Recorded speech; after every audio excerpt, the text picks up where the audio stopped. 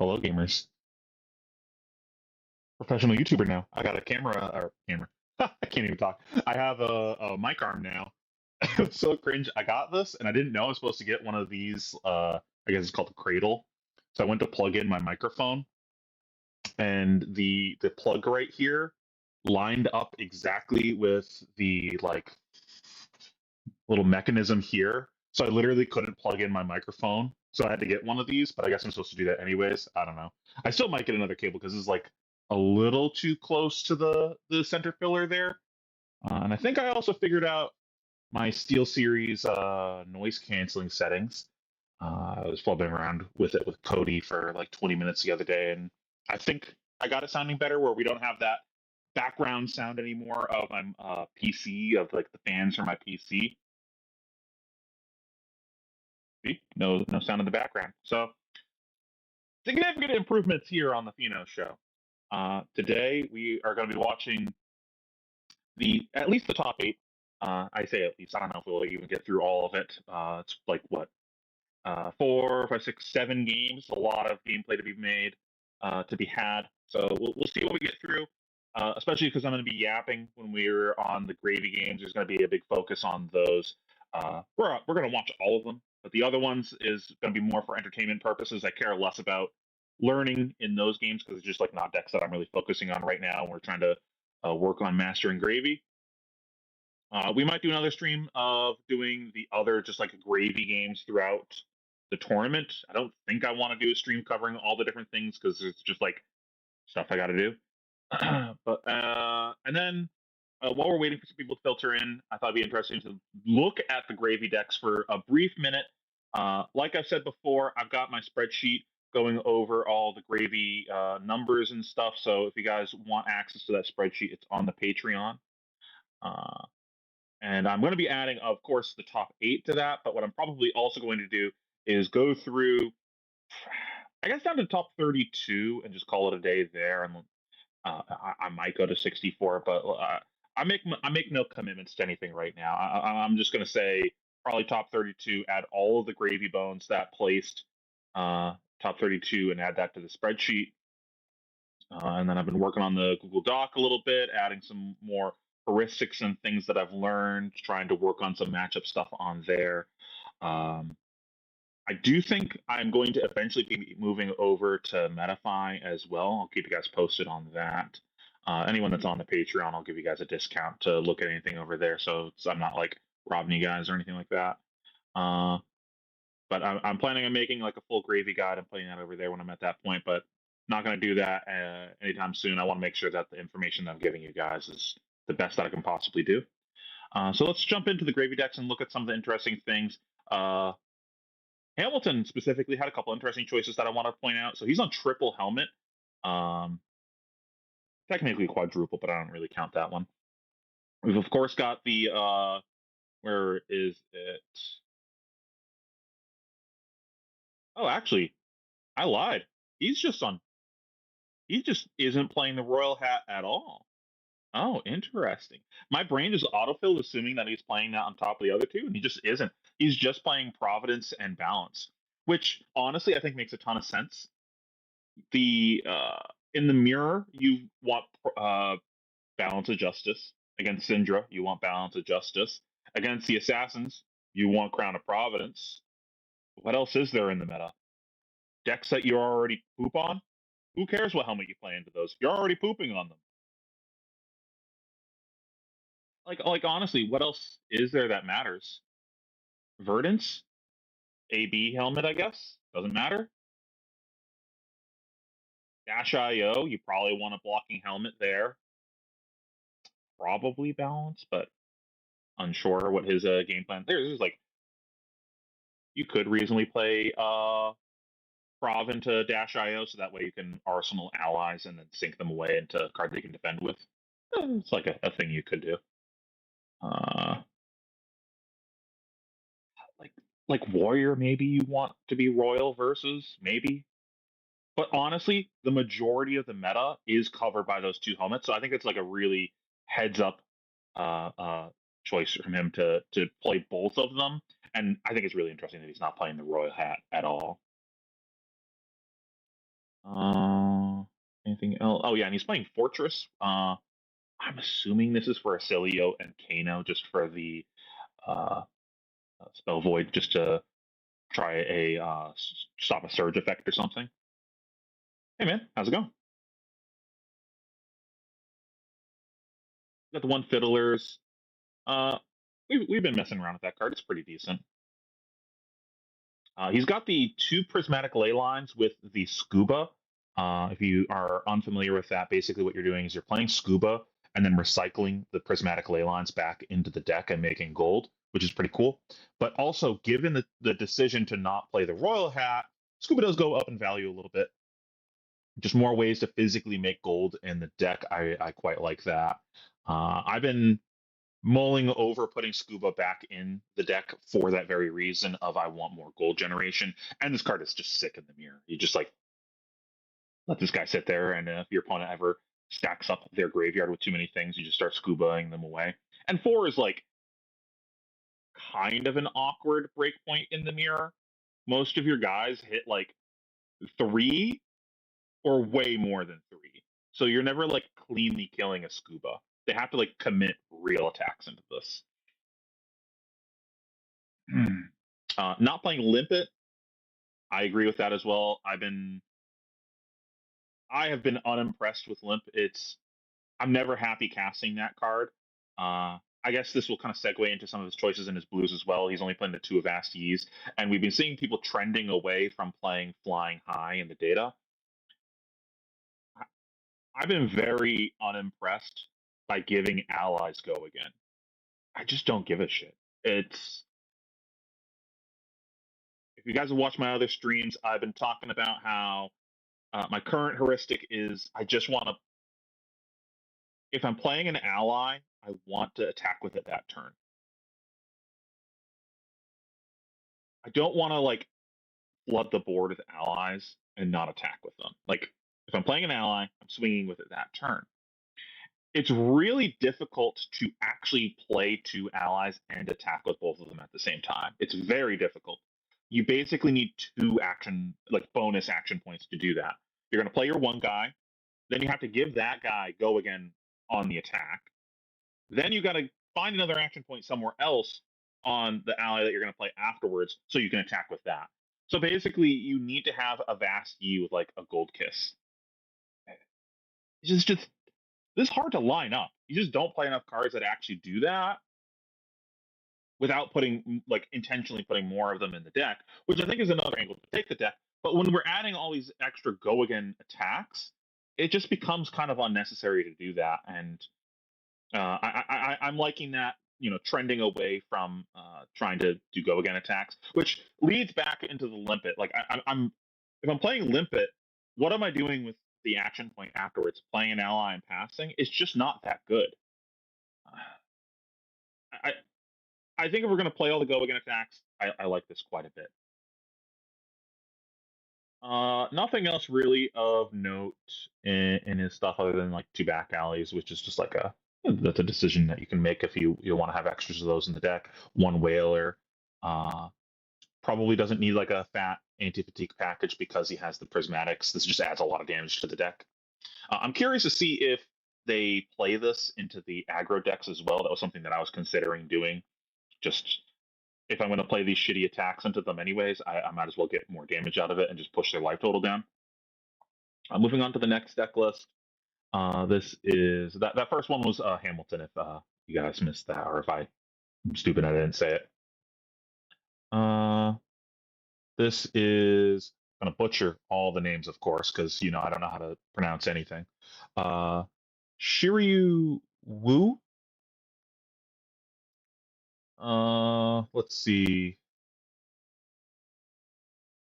We just got the 2 hats, so we're choosing not to play Balance here. Not Balance, Providence. I don't know if this is good that I now have the microphone like here. I just want to hit it with my head and just fuck around with it and play with it. I'm like definitely gonna break this arm at some point, just fucking around with it. That's a problem for future me though. Lots of go again attacks. Command and Conquer is pretty interesting. I've been pretty unimpressed with Command and Conquer. Basically, I've been unimpressed with anything that uses my action point. This kind of goes back to my thought earlier when I was talking about the go again attack shit. It just, what am I doing with my action point afterwards? Like this is just spending my action point for no reason. Though this does make cards like Vasti better because we can now go like go again attack, a Vasti, play an ally, swing an ally, command and conquer afterwards. So I think let's check if he's playing any other ways to give allies go again, or if he's playing a lot of limpets because that does make this better. And limpets a nice curve with this too. Just 0 cost into this, cost 1 to swing the limpet. That's pretty nice. Yeah, I don't want to learn by breaking my expensive microphone though. It's not that expensive, but I should probably get a new one at some point. We are playing limpets. Oh, that was something else about Hamilton's deck. He's not playing Anka, and he's playing an extremely lean ally count. I believe it was 15. Correct me if I'm wrong on this. Very low ally count. Most people are like 17 to 20. Very low. Yep, we got the limpets. Makes sense to go with the Command and Conquers.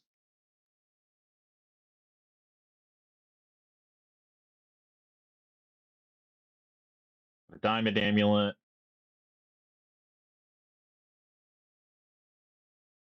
Nothing else of really note here. This looks pretty standard to me.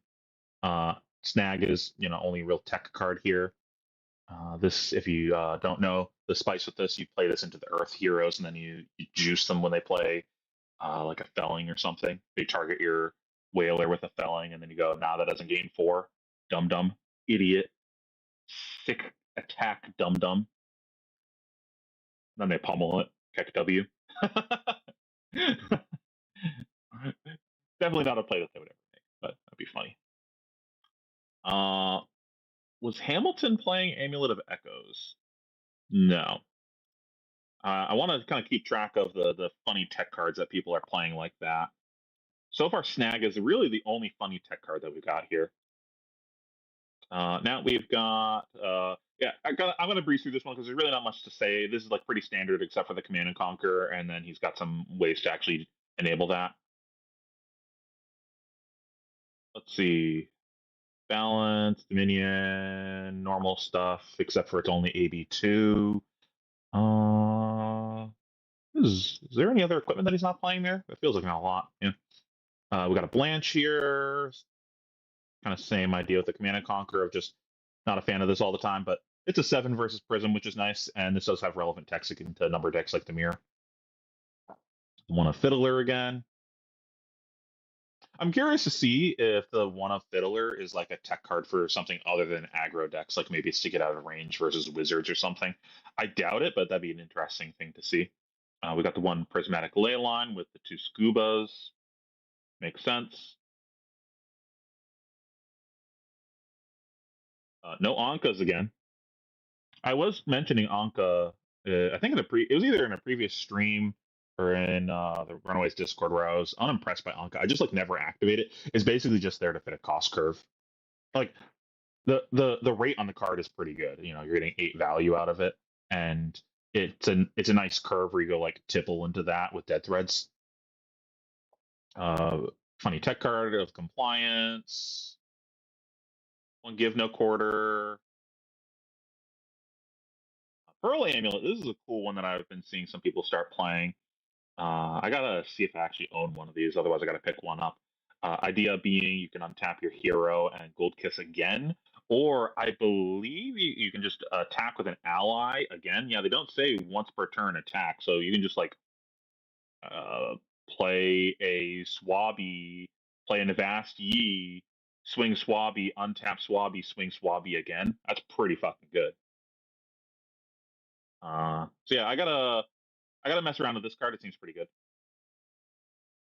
One Snag. So we got 2 funny tech cards here. A little soft to Wizard or Acilio specifically with the only the AB2. And so far, no one's playing Amulet of Echoes, but didn't seem like there was that many Acilios in the event. But there was one that made a really deep run, if I remember correctly. One that was like undefeated day 1 or something. Uh, and then the last Gravy. I forgot to mention the name of the last guy. That was Arthur. Is that the guy that won PT on Dromai? Am I remembering correctly?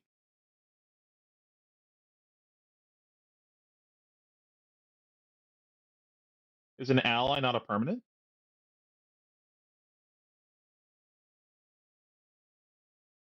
That makes no sense if an ally is not a permanent.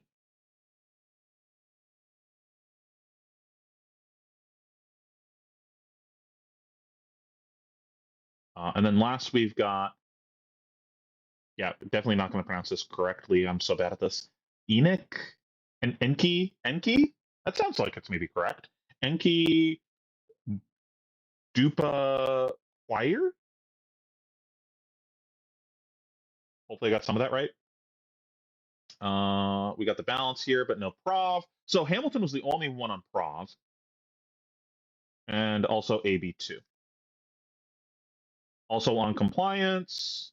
Also on Blanche. Are these just the 2 same deck lists? These might be literally the same two deck lists.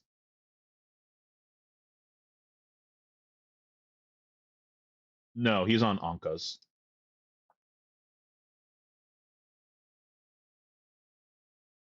He's got an extra give no quarter, also on the Pearl. Maybe they worked on the deck together because this is like extremely similar. Only one tip is kind of interesting. Dupeki? Is that right? Dupeki? He's also on one tip. Very interesting. Hamilton's on two. Very surprised by that. I feel like tip is like one of the best cards in the deck. Anything else of note here?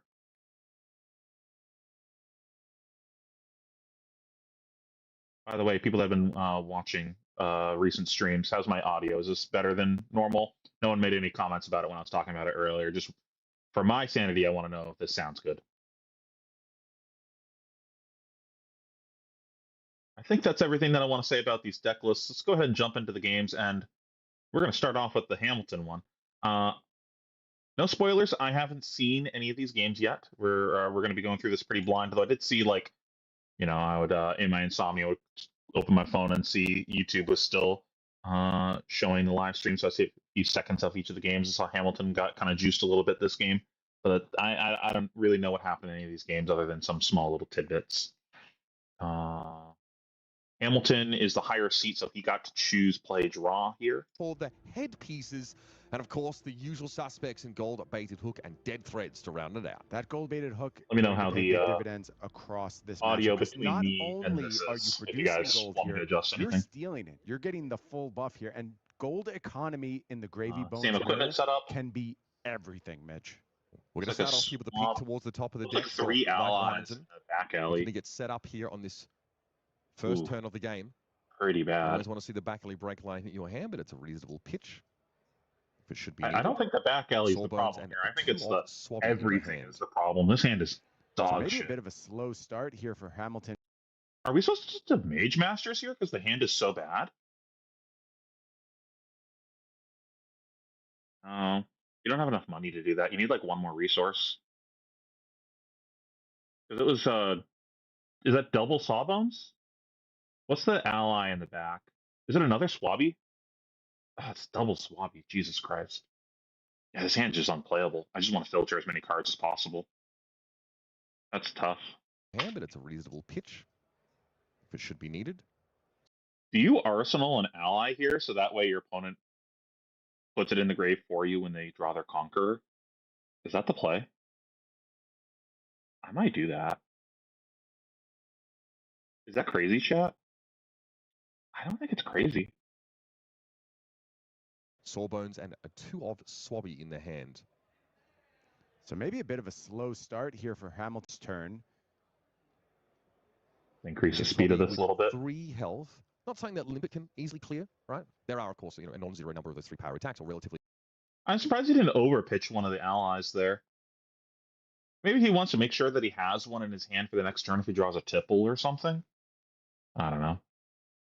Simple ways to clear that. Representing, though, like on both sides of the card, 10 value there, hitting hard for 7. Michael will dangle it in front of Enki's face here now. You'll have to decide how to receive this opener. Worth noting that Hamilton did have the option to overpitch for that Swabby, choosing to keep 2 allies around for the next turn cycle. Golden Tipple kicks off the turn for Enki Pakier. Sawbones being discarded. This lines up very well with Swabby's 3 life. The Golden Tipple here, generating a gold token, making a gold baited hook activation virtually free or risk-free this turn. A Conqueror of the High Seas. Not a terrible time to find that. And the High Tide effect will be active. Yeah, chart the High Seas in hand for Enki, so trying to see if he can go ahead and just safely play that to get value off the top as well. 2 cards will be revealed here. Give no quarter. Both blue, so only getting the pitch benefit. Is that a loot to hold?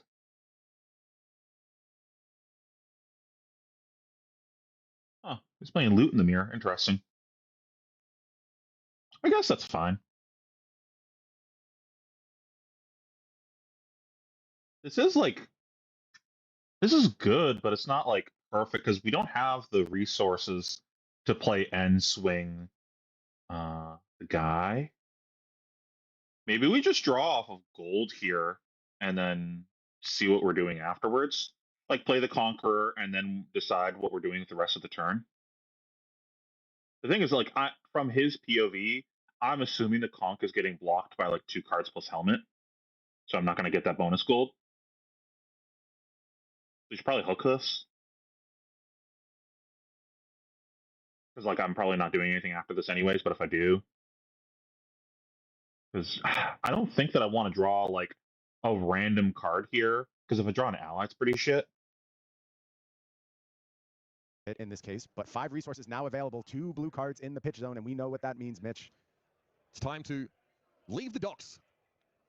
The thing is also, if you do that, then you know, assumedly Hamilton blocks with hat here. Like if I'm Enoch, I'm assuming that Hamilton blocks hat here, and then if we draw off gold, we're turning it on balance. That's a little risky. Considering here this Conquer the High Seas, maybe what it might offer. This is the only. Is he considering maybe even like an ally deployment here? He could also be considering just using a gold and trying to find a spike for this turn. And I think stacking. Because the other thing is, like, I think stacking your grave a little bit in the mirror is fine, because there's nothing right now to clear.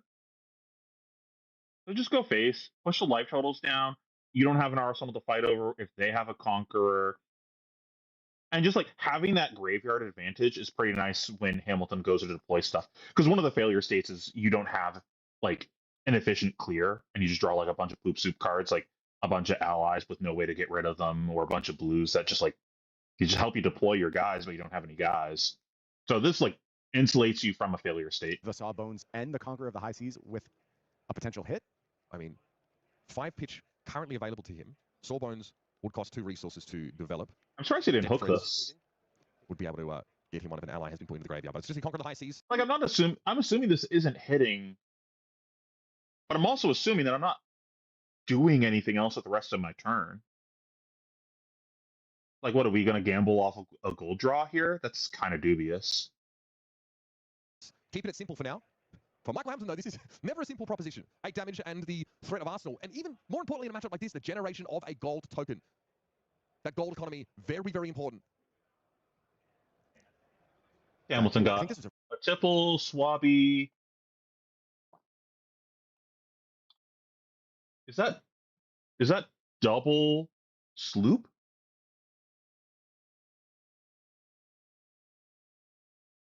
Hopefully one of the sloops is blue, because he plays 1 blue sloop. Can't really tell from this though.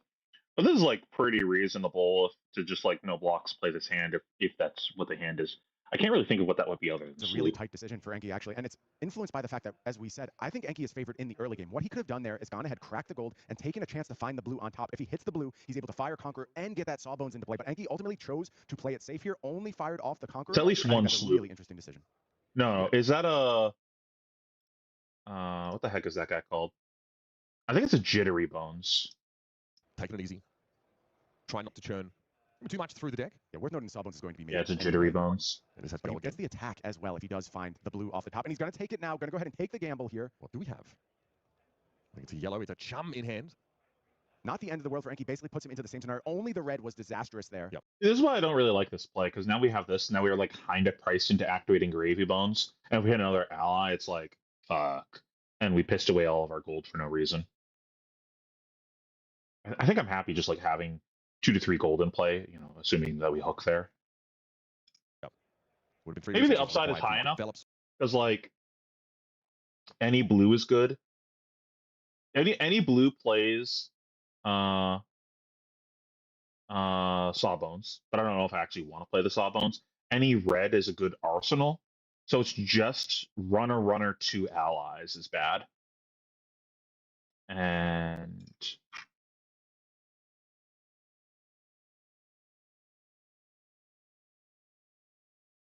how many allies is he playing? 1, 2, 5, 6, 7, 10, 13, 15, 16, but he might not even be playing all of them, so probably like about 15, I'd assume. That's pretty unlikely to draw a runner double ally off the top. It's probably a gamble worth taking. I just don't know if it's worth taking that gamble, because like I'm kind of happy just having 2 gold in play. Sawbones and then it's not like we're under pressure to do anything. Activation the as board well is open. Shot at this. I love this. You took a card from Hamilton early on. And we have a guy in the bin burst for of gold clearing next expenditure. round. We talked And about I'm gold pretty economy being happy. important, but here it is. We're going to see, try and see what he picks Just up. passing He there. has the blue, gold, and Tipple. He gets everything now. Oh, buddy. It just doesn't get much better than this. Tipple into the pitch sawbones onto the field, and gold-baited hook gets sideways for 6. That is a fearsome turn. 8 damage off the Conqueror of the High Seas. Now 6 with the on-hit of gold-baited hook. Like I said, risk-free to generate Enki potentially some more of that gold. Love it, Mitch. It's so easy to get conservative when you step down into the Pro Tour arena. You don't want to look like a fool on camera and just brick your turn. But Enki says, this is what I need to get ahead early. Went ahead, expended all of his gold on turn 1. Pushed hard, it's like and is pretty rewarded with unlikely that he Sawbones bricks his attack here, turn there, backed up but by gold-baited hook. 17 damage across this first turn for Enki. I just don't know as well as that disruption in the form of that Conqueror's without Fire. that's something that you had to That is do absurd. here. Not bad. I just felt the power very that these two are playing aggressive with. for no Even reason. better when you've got a brain like Enki's behind the wheel. So swapping golden Tipple. A bones card, a sloop in hand for Michael Hamilton. He's thinking, man, I've already taken 8 damage. I was already priced into a big turn, and I'm going to have to stay the course. Hamilton's going to take the hit here. I think there is certainly some pull to go ahead and try and deny this gold-baited hook and see if you can starve Enki of gold, but it's hard to keep gravy off gold. And Hamilton just says, I think I need to get my own game plan started. And Yeah, I was thinking if we're supposed to block with the bones and then both armor on that and keep him on 0 gold. He's on 0 gold, drawing random hand. Like, he might not be able to really play the game. Because we saw how much of a struggle it is from Hamilton's POV just not having gold in play. So maybe there's merit to that. Back and forth in these gravy bones mirrors. It's about using things like these golden tipples to Probably go ahead and not. clean up the allies. We'll see boards established back and forth as players try to find the moment where they actually surge ahead. But I think the first salvo of this match has gone to Enki Dupaquier. Yeah, I mean, God, what cost for Michael Hamilton to have a turn like this? He chooses to go first, by the way, to try and develop that arsenal, which is threatened and ultimately destroyed by the Conqueror of the High Seas, giving Enki the gold, allowing him to power that turn where he goes kind of above and beyond the normal value curve that you would expect to see. Tipple, though, accounts for Sawbones pretty easily.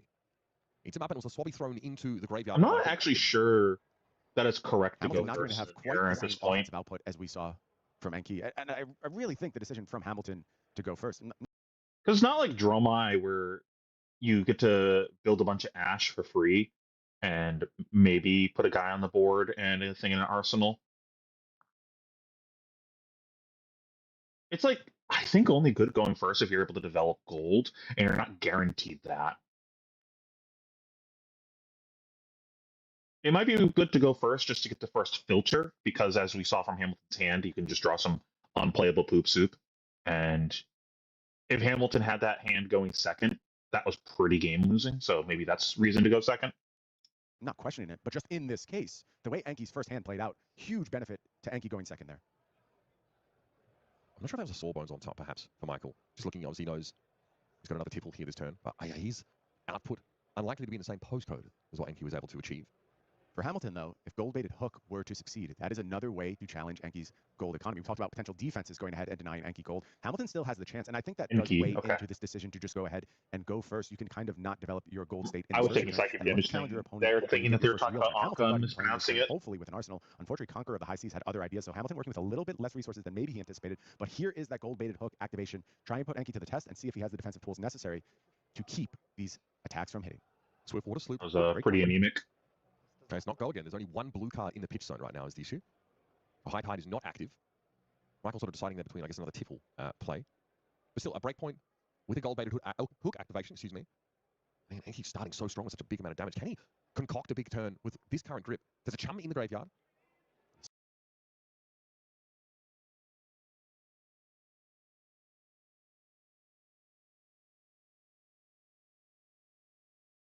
Swiftwater Swell at the ready as well, potentially able to generate some resources on this next turn. Good for cleanup allies, of course, if they're of the smaller variety. Okay, get the hook in front. To be considered. Does feel like another spot where you do want to go ahead and protect your own gold, deny Hamilton's development. Battle Worn, of course, giving him a little bit of extra block. I think he was looking at the Sea Legs to combine here for a 4 block in total. Okay, Mike says, okay, move to Arsenal. Man, yeah, without his Arsenal card coming to this turn, Michael has to take something that approximates a bit more closely a setup turn, hoping to tease something out of Enki. These Say Stalwart offers the 1-card block with some equipment. And now we move back to the Frenchman. A healthy 14 life lead. We're going to chart the High Seas to start the turn. Oh, okay. Yellow and a blue. Oh, buddy. That is nasty. Back alley break line into the pitch zone. And swapping into the bin. Man, Enki is rolling at this point. Tough turns for Michael Hamilton, and everything coming up with Dupaquier in the early turns finds the back alley break line. Good at the game. The High Seas. Action point rich, resource rich, gold rich, has everything for this turn. It's one of the most powerful things that Gravy Bones can do. Getting an action point just because back alley break line has happened its way into his pitch zone. Swapping, of course, into the yard, so it gets both sides of Chart the Seas upside. Now can do a heck of a lot. Once you start to add action points, well, Gravy Bones gets unlocked. I mean, that's why these guys have also brought Mage Master boots in. It takes your turn from being pretty compelling to kind of bonkers. This might actually be a pretty good Mage Master's turn, honestly. If we have the resources to do everything, because his hand is it double blue? No. He has a swell.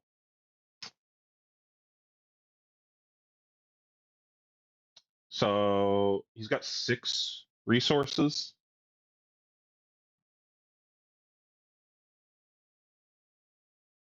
Four, 7.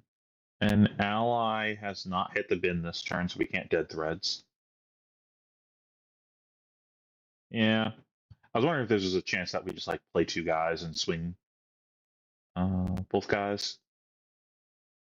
That way we can't get blown out by sunken treasure, but I don't see a way to do it unless we want to gamble off of the swell, which might be reasonable, but then we would have access to 8 resources or 7. Yeah, it's exactly enough to do everything. But then if the concern was sunken treasure, then this gets blown out by sunken treasure. So that doesn't matter. Yeah, I think I just set the go again attack. Just like play the swabby swing, whatever. Enki thinking about ordering here. Some information from that Swiftwater Swell could be worth a lot. Can even take the gamble on it. He has to decide how resources are going to be allocated. And we've talked time and time again. Just think about how many different options Enki is working with right now. And all of them reset with each gold used. It totally resets the texture of the turn. You go into a Gravy Bones turn, you know some Also pretty potential happy outcomes, pushing you never Hamilton's know life all total of them. down. Swabby, of course, is 5 cost to develop and then turn sideways. So here comes that saltwater. I don't agree with this. I think I just want to set that and make sure that I have an attack in my arsenal for clearing. Because if we hit off of this, it's like not that insane. It's fine.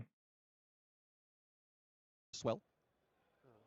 So, when it attacks, we're revealing the top card of the deck. With blue, we're pitching it. Is a limpet hop along. A rare miss here from Enki Tapakie. That was a limpet on top. Yeah, limpet. It registers the deck list with 36 blues. So the odds are pretty decent. That works. Could have seen even more fireworks. Maybe even a double ally turn, something like developing the chum. Had we found the blue. At some point, we need to correct, Enki's altitude somewhat. This will, again, put a bit of more of a cap on this turn. We are still looking at 2 action points. Swabby was developed. Gravy activation knows obviously you can draw and discard that limpet. Yeah. I guess we have to play the go again limpet. stapled on. Completely fine, and that means the Dead Threads is on now at this point as well. So that means we're going to see a limpet attack here, and the Swabby is still going That's to be pretty instant, good so because it was exactly that on yeah, top. a miss to some extent with that limpet, but it did open up this additional line for Enki Tapakie, and still going to have 2 allies in play when this turn ends, and finds good damage output. Yeah, it gets, can start to get prohibitive for Michael to clear these. Obviously, limpet and Swabby. We get the hook 1 on top 3 of life this. respectively. Can be handled pretty easily with tipples, and there's a couple of those in hand. Rigor Mortis, Eye of Ophidia. That is. 7 for Swabby. And again, this is all very relevant damage. Michael took a whopping Forgot the hook. 16 damage in that sort of first turn defending Enki. I don't believe I've gained any information, unless the judges are opposed. I think it's fine to hook this. I just forgot to hook. Okay, yeah, just a question if Enki would like to use gold baited hook here. And Swabby sends a break point. Which feels pretty good to make that play. Michael saying, well, yeah, it's not as if I've really learned anything that would influence that decision, so he's allowed Enki just to sequence that slightly differently. The consummate sportsman is Mr. Hamilton. Time and time again, we've seen that from Hamilton down in the feature match area. Just wants a good game of flesh and blood to be played. It is rough, though, for him in this game. Life total tells a whole story, or at least a lot of it at this time. Frustration here for Michael, just not really able to stay in step with some of these turns from Enki. 14? Yes. Okay, gold stolen away. Lets that one through.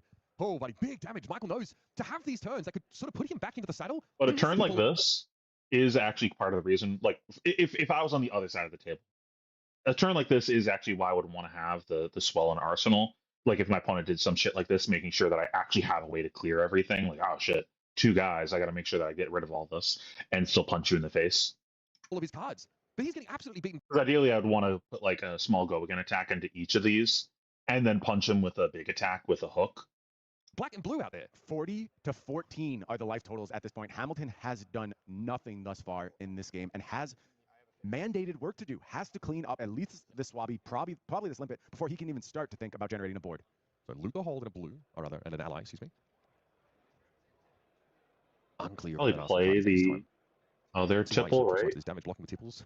Not a great prospect. Only 2 block on that. Because you can play the other tipple into the 1 power guy, discard the other ally that's on the top of the deck, draw that ally off of this tipple. And then I didn't see what the other one was. It was like a blue or something, right? Yeah. Before he can even mandated work to do, has to Loot? clean up at least this Swabby, probably this limpet before he can even.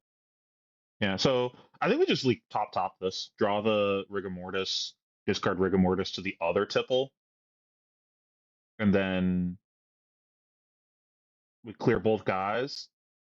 We have one floating. We get to dead threads, pitch the loot, make 5 resources, play Swabby punch for 7 with the hook. That seems reasonable. I didn't catch what the arsenal was. Is it another tipple? I think it's a yellow tipple.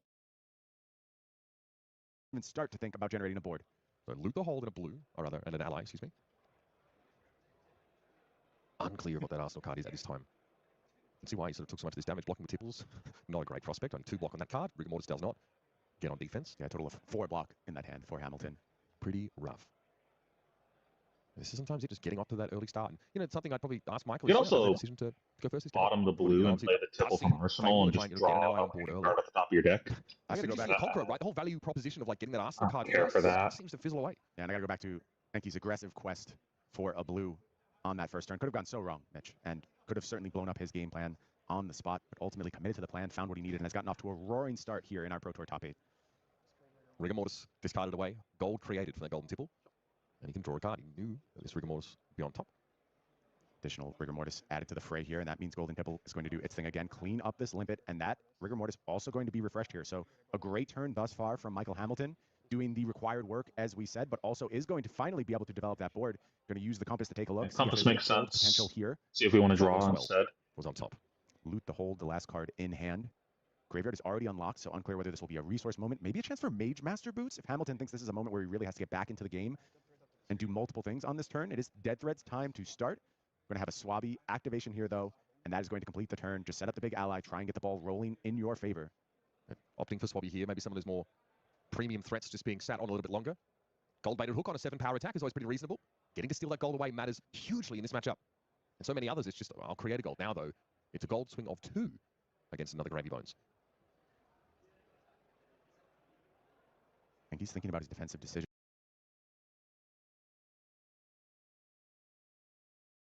That's certainly a hand.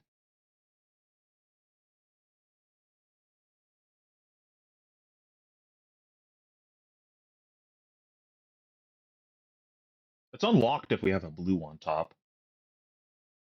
I think really we want to draw the blue, not reveal the blue to swell. If that's the case, I don't think you're supposed to compass here. Like if I'm always playing this tipple, I don't think that I'm looking at the top with compass here. I think it's play tipple and then find out whether or not I'm drawing the top card of my deck off of gold or putting it in my pitch zone with the swell. Because like if we draw a blue here, I have a blue now that I can cast, so I don't need to do that. So I'll look at the top, see if it's a blue, and then put that blue in my pitch zone with the swell. I think it's a small misplay.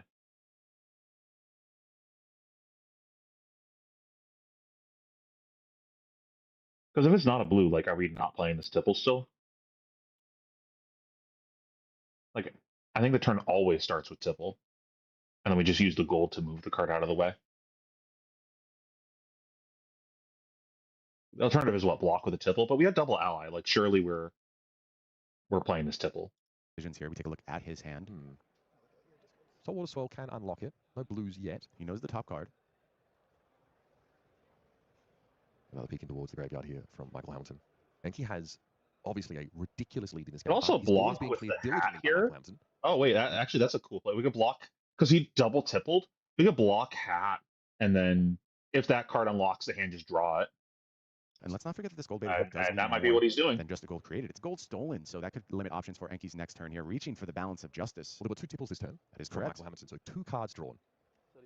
Means that they can get ahead in front, and Enki loses a gold here. Instant speed, activate balance of justice after Michael's pass to draw the card that was seen on top. Yeah, Enki working with a large hand. Another tipple?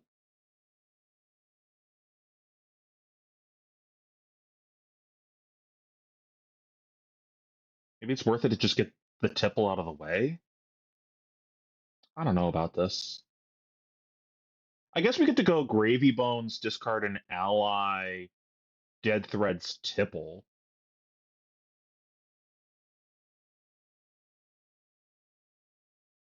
I think I still don't compass there, and that's like a big deal. I think I want to compass after the other things that are currently in my hand. Now, and it was a yellow on top, so wanted to clear that for a potential swell. Does have plenty of discard fodder in the form of allies for the tipples. Gravy activation. We're going to keep peeking towards their hand here, folks. A blue. Still a yellow. He has every copy of Golden Tipple in his deck list in his hand right now. 3 yellow golden tipples. Dear. Well, one could be discarded here, one could be discarded to the other, but they're going to have to be used to fuel this turn for the most part with an unfortunate lack of blues thus far. And Hamilton, as we mentioned, stayed the course, did his required work. Now has Enki with a somewhat awkward hand. Also no gold, Mitch. He has 1 on gold economy for the first time, sitting on 3 gold. Okay. Can Enki find more? We know the tipple will at least produce. Dead Threads virtually can turn a yellow tipple into a blue one, or any of these other yellows. Here is the first tipple. This is going to go ahead and get a draw. Rigor Mortis reached for as the discard. It looks like it's a debate. It's actually going to be the extra golden tipple here. I was like, wait, how many of those you got? Plenty. Gold generated, card drawn. Got Finally a a blue. Finally a blue off the top. I think it was a murderous rabble picked up by Enki here. So a lot more fuel. Potential for even more if that saltwater swell gets a little bit lucky on this turn. Yeah, I mean, Enki can't really look any deeper now outside of a crack of the gold. So definitely needs to knock the top We're of the getting deck. very close to A lot the of yellows, Mitch. I'll say that. ignore Those yellow golden Hamilton's tipples board would to have just go face been range, but I think behind these it's Gravy Bones decks. I think The we're odds are in a Enki's turn or favor two for away sure. from that. You'd be I forgetting think I'm about still this turn. respecting Hamilton's board for now, All those yellows to work with. This is another golden tipple, yeah, being considered. So especially suffice because to say, Hamilton's board Dr. Justice isn't is that active. good.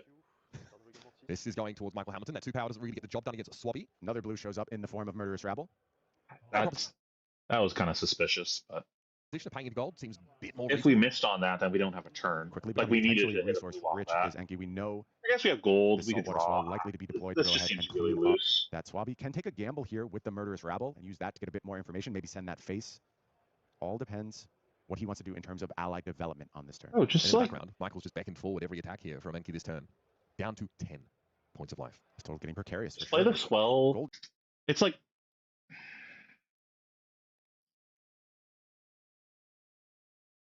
we already dead threads.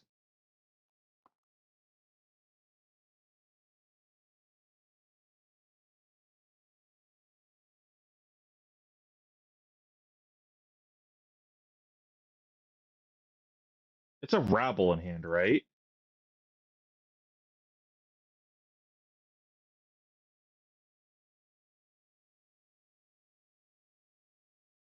I believe there's an Oyston in the bin.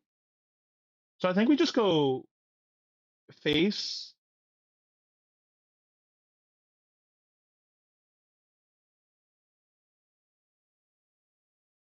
Two floating?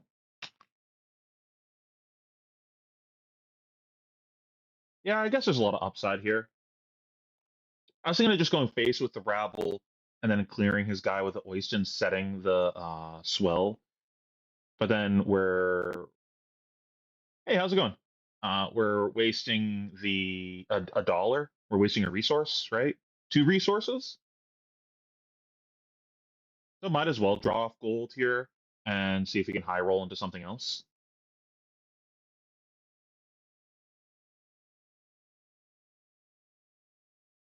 Yeah, I guess that's reasonable. Draw going to be the play here. Enki refreshes one more time, picks up yet another blue in the form of a Vashti. Obviously, giving a pirate attack a go again and threatening a gold token on hit. This It's makes hard to break a little bit habits. safer. The resources have gotten deeper, and you can now safely use the rabble for information if you would like. Again, depending on what your ally goals are on this turn. And it looks like he is reaching for the swell at this moment. Maybe looking to gamble yet one more time. Enki Dupaquier fared well thus far in these moments. Remember, Is it Mage Master's turn?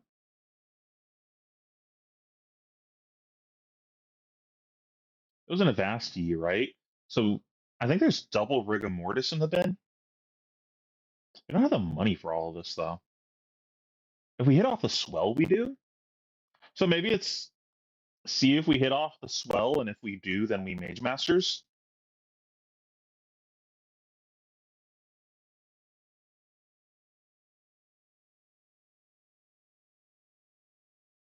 Because if we hit off of the swell, we have 5 resources, which would let us Avasti, Rigor Mortis, Boots, Rigor Mortis, Swing. That probably just ends the game instantly. Hamilton does get to use Hat this turn, though, right? Yeah, there was like a million tipples played. There was like definitely a crackback this turn. To play allies. And he needs a blue to hit the graveyard. By I think I am trying to block Hat this several turn options to if I'm do so Hamilton. with that Rabble and I'm running out of time. Play Vasti, close the chain, that'll be fine. Here is the swell. We'll now see the revealed card. It is a yellow. Unfortunately, went maybe a card too deep. Sea legs on top. No extra resources here. He's going to have to play the Rabble. It's only going to attack for 2. So a blue on top, Mitch. I mean, it's so close to just being maybe an insurmountable turn for Michael Hamilton. Saved a little bit by that sea legs on the top of the deck. We are getting into the red zone a little bit, though, for Michael Hamilton. And like all of these attacks have come in, and none of them have been attractive blocking prospects. It's all been, coming in 2s this turn. These tipples, Assault Order Swell, eats up the Swabby now, Myrtle's Rabble. Yeah, it's not full value, but Michael might still have to commit a 3-block to it. And in that case, it may as well be a blue on top, at least in that sense. Damage one more time, falls to If 8. we block anything, we're blocking Rigor Not Mortis going to be behind us. over. That's getting Chain close. closed. Blue now goes to the graveyard, and it's time for Rigor Mortis to do its thing. It's going to be backed up by this gold-baited hook as it comes in for 6. Yep. Not only threatening to go ahead and steal one of Hamilton's gold, also threatening the life total, but it's time for Hamilton to get that equipment into the mix. Suspect we'll see the draw from the Balance of Justice as well, with multiple cards drawn by Enki Depakier. Yeah, I mean, that does promise, upwards of 5 cards from Michael being able to crack his own balance to draw. So in that sense, that headpiece finds his 5 value. Just doesn't want to. I will say it's nice having a mic like this. To work with. 3 gold for Michael to sit on is pretty good. He doesn't I can have sit so much further away now. Blue shot will swell. Blue Far more comfortable. The thing that is most scary for Michael Hamilton now, having fallen down to this precarious life total, is if he creates a situation where Enki can actually just say, I don't care about your allies anymore. I'm going to go face. I'm going to have one of those gravy turns that produces 15, 16. Yeah, I was saying that a second ago. We're have the block value to very close to a very real proposition for Gravy Bones, which has a lot of Hamilton ignoring him for the rest of the game. Has to stay at a somewhat comfortable buffer that dissuades Enki from trying to play the game that way. Scuba was the draw off of Balance of Justice. What comfortable I'm going to have one of those gravy turns that produces 15, 16 damage, and I don't think you're going to have the block value to actually make it through. A very real proposition for Gravy Bones, which has a lot of no blocks in the deck. Okay, it looked like he drew cheap cards for a second there. And efficient ways to clear Rigor Mortis we're often looking for. Yeah, it's nice the noise gate is actually otherwise that 6 damage threat sits on the board and gets to attack for a singular resource. Is almost always something that demands a response. Textbook Hamilton pose right now with head in hand. Vashji, Golden Tipple, as you mentioned, that Scuba drawn on this turn. Also, a buffer. He's at the point now where I always appreciate watching Hamilton. He's one of the few players that you see on stream not constantly shuffling cards. Just when he's thinking, he just spreads it out, head on hand. Just, what am I doing? I don't need to move these cards around a ton. This is moving around the cards, in fact, makes it harder for me to think about my hand. I'm just going to spread it and think. He can no longer afford to just allow this damage to come through. Yeah, he has to ask Enki questions and demand answers. And I wonder if that's the moment where you have to start thinking, along the lines of Mage Master Boots, developing multiple allies so you can get the pressure off a little bit. I think at this, as I mentioned, there will come a... So, at this point, if you're Hamilton, you're basically thinking, how do I actually win this game at this point? Because this game is, like, basically over. The only way that you win is something specific happens, or a few specific things happen. Because we're at the point that, the graveyard is stacked for both players, but we have no life total and no equipment, so he can just, like, ignorantly go face for the rest of the game, pretty much. So what do we need our opponent's hand to be like in the next few turns for us to actually pivot here and win? I think the only way that we win here is we get some guys on the board and his hand doesn't clear for some reason. Like, he doesn't have a blue to turn on the hand, or he doesn't have like go again attacks.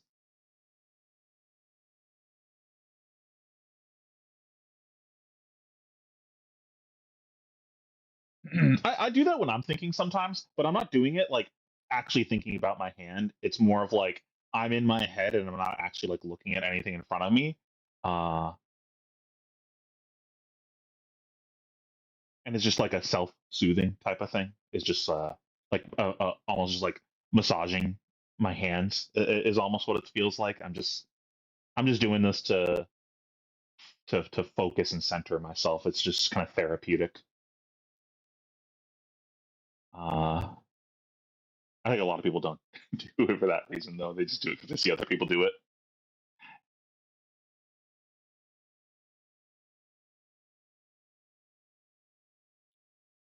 I don't think it's a bad thing. It's usually because I'm thinking about something that's physically not on the board, and looking at the board or focusing on what is in front of me is overstimulating, and I'm trying to think about something that is less tangible. Uh, the simple version of it would be thinking about tempo, but tempo's kind of fake in this game. I'm just saying that in a way to make it easy to understand. Just like, uh, great example. Right now, I was just talking about how do we actually win this game.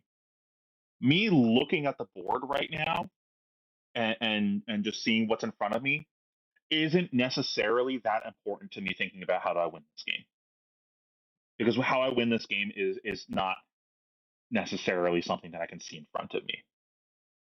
So I got to think about all the different iterations of how this game could play out, and it's like that Doctor Strange. It's yeah. What is that one timeline that I need that I actually win this game? Uh, and it's almost like that Queen's Gambit thing where she's like playing the game on the ceiling. It's kind of like that. Um, so like exactly right here. How do we actually win this game? I think the only way we win is we establish some guys on the board. His hand doesn't really actually do anything on one of these hands, and we get to swindle him with our board. But the thing with that is just establishing a board doesn't actually win the game. He has life total to give up. So us having shit isn't like that big of a deal. He just like clears one thing and passes maybe. It's like whatever, I'll take 6. It's not that big of a deal. Um, so I think it's a combination of that happens of we establish a board, can't really profitably clear it. So like we kind of run away with a turn cycle, get some chip damage, and then we do it again into disruption, like a Conqueror of the High Seas or something. So we get like guys and conk him, and then because of us doing these things, maybe we fuck over his gold economy and make it hard for him to actually play the game and convert. And we get to a state of the game where maybe now the game is like I have 2 guys in play and he's at 20, and maybe I can carry that to victory because maybe me having 2 guys in play is enough, and I'll just block with my hand for the rest of the game and push my board. And if he spends his entire turn clearing my guys every turn, then I'll just keep playing my hand and chipping him down. Uh, I think that is the only way that we win this game at this point. So how do we engineer that? What do we need to do to facilitate that? I don't think that extending the game necessarily plays to our benefit here on Hamilton's side. So like blocking pretty aggressively and trying to extend the game out. I think all we're doing is giving our opponent more time to chip us down and play the game themselves.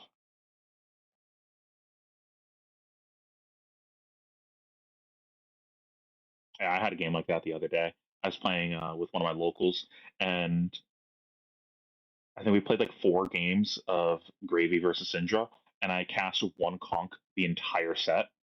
And one of the games, I played 3 charts, and all 3 charts hit. What was it?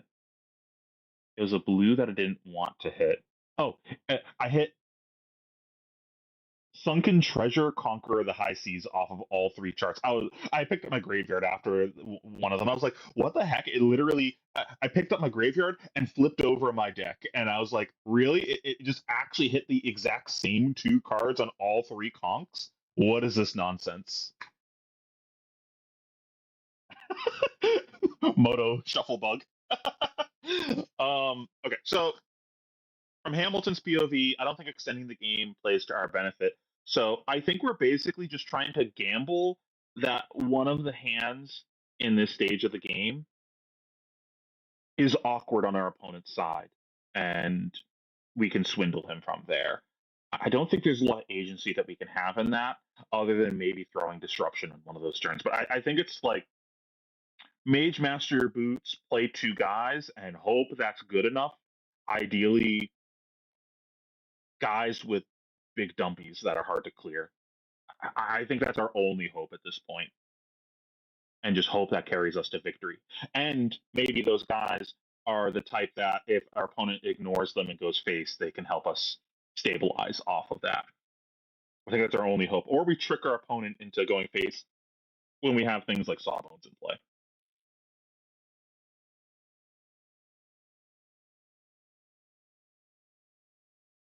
What about Censor? Okay, I'm going to play this game. That's my thoughts on this kind of game state.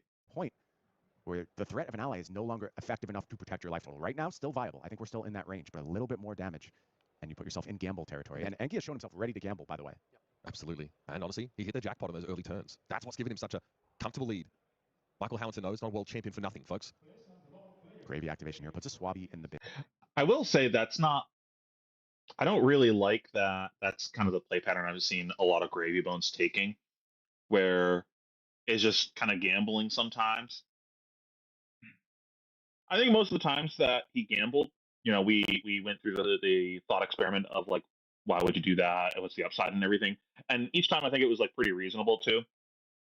It's like you're not really gambling. It's, oh yeah, the math says that you have a lot of upside here. You'd have to hit multiple bricks in a row for this to not make sense. Yeah, it's just better to do this. Kind of like what you're supposed to do with rolling scab skins, where you like run the numbers on rolling scabs and do the math, and maybe you block a little bit so you don't get juiced by scabs, and the math just says you're supposed to roll there. I think it's been pretty similar in these spots, but I'm not a fan of how the Gravy deck building is kind of going in the direction of just try to gamble and high roll a little bit. But yeah, I don't care for it. Not that it's a bad thing. And again, refreshes the hands. That is going to unlock the dead threads. Tipple in the arsenal will go in Rigor Mortis' direction. A lot of game actions to be potentially taken here. Michael Hamilton's potential silver bullet Scuba being shown definitely there. Goes helps. into the graveyard. Scuba lets us do the thing of put a big dumpy in play, and this is kind of disruptive. This is pretty good here. Get to nuke one of these guys over here. In a game that's maybe more stately, a little bit more grindy, feels pretty good. In a game like this, Michael doesn't really have the room to deploy that. Remember, Scuba is a little expensive to get. So that's how. So there's like 3 levels to scab skins of how. Like, how there's like levels to players. Like, are you a level? Are you thinking on a level 0, level 1, a level 2, that type of thing? There's a very similar thing with scab skins. The level 0 is ook ook ook, head empty, no thoughts, roll scabs. The level 2, the level that's the level 0. The level 1 is I'm just going to roll scabs if I absolutely have to, and I'm never going to touch that the rest of the time. The level 2, this is what most of the really good players do with scabs when they have to play brute, because it's just like really good. You saw this a lot when KO was really good during the heavy hitters meta.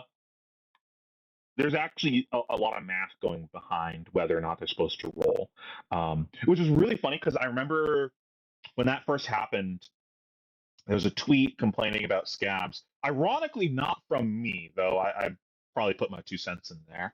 And I just remember James White responding to it with, I think people roll scabs too much or something like that. Just kind of like making a jab at people playing it poorly. And then a ton of really good players responded to it in the comments, explaining why he's wrong mathematically. I thought that was hilarious. Like, you had, don't quote me on this, but I'm pretty sure Hamilton and Tarek both commented on that, explaining like the math behind it, and they had like a bunch of formulas explaining it. And a lot of it is like, you have a 3-card. You block 2 cards, and then you keep a 3-card hand, and the 3-card hand is like blue pitch with a swing big and a bare fangs or something like that, like 2/2 costs, and your tunic is up. It's pretty high EV to roll scabs there. some percentage of the time, you get to play 2 attacks, which is just really good. The EV's very high there. And most of the rest of the time, you just arsenal the other 2 costs and move on with life. And sometimes you skip your turn. I think what you're the actual ideal one is the pitch card is a clash with agility. I think was the example that Noah would give me when he was talking about that, where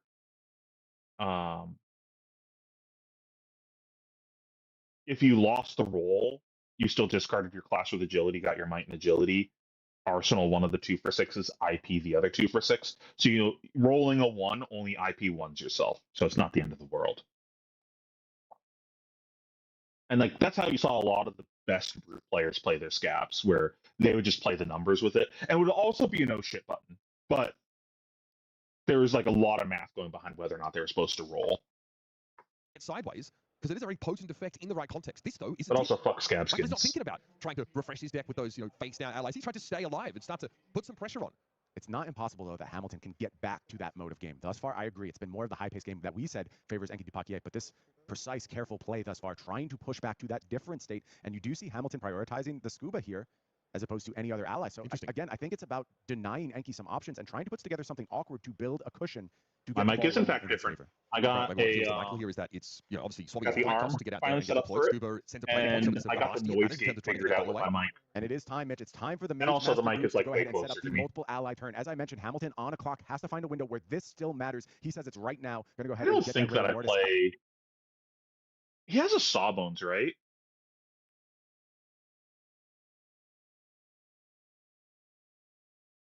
Hold on.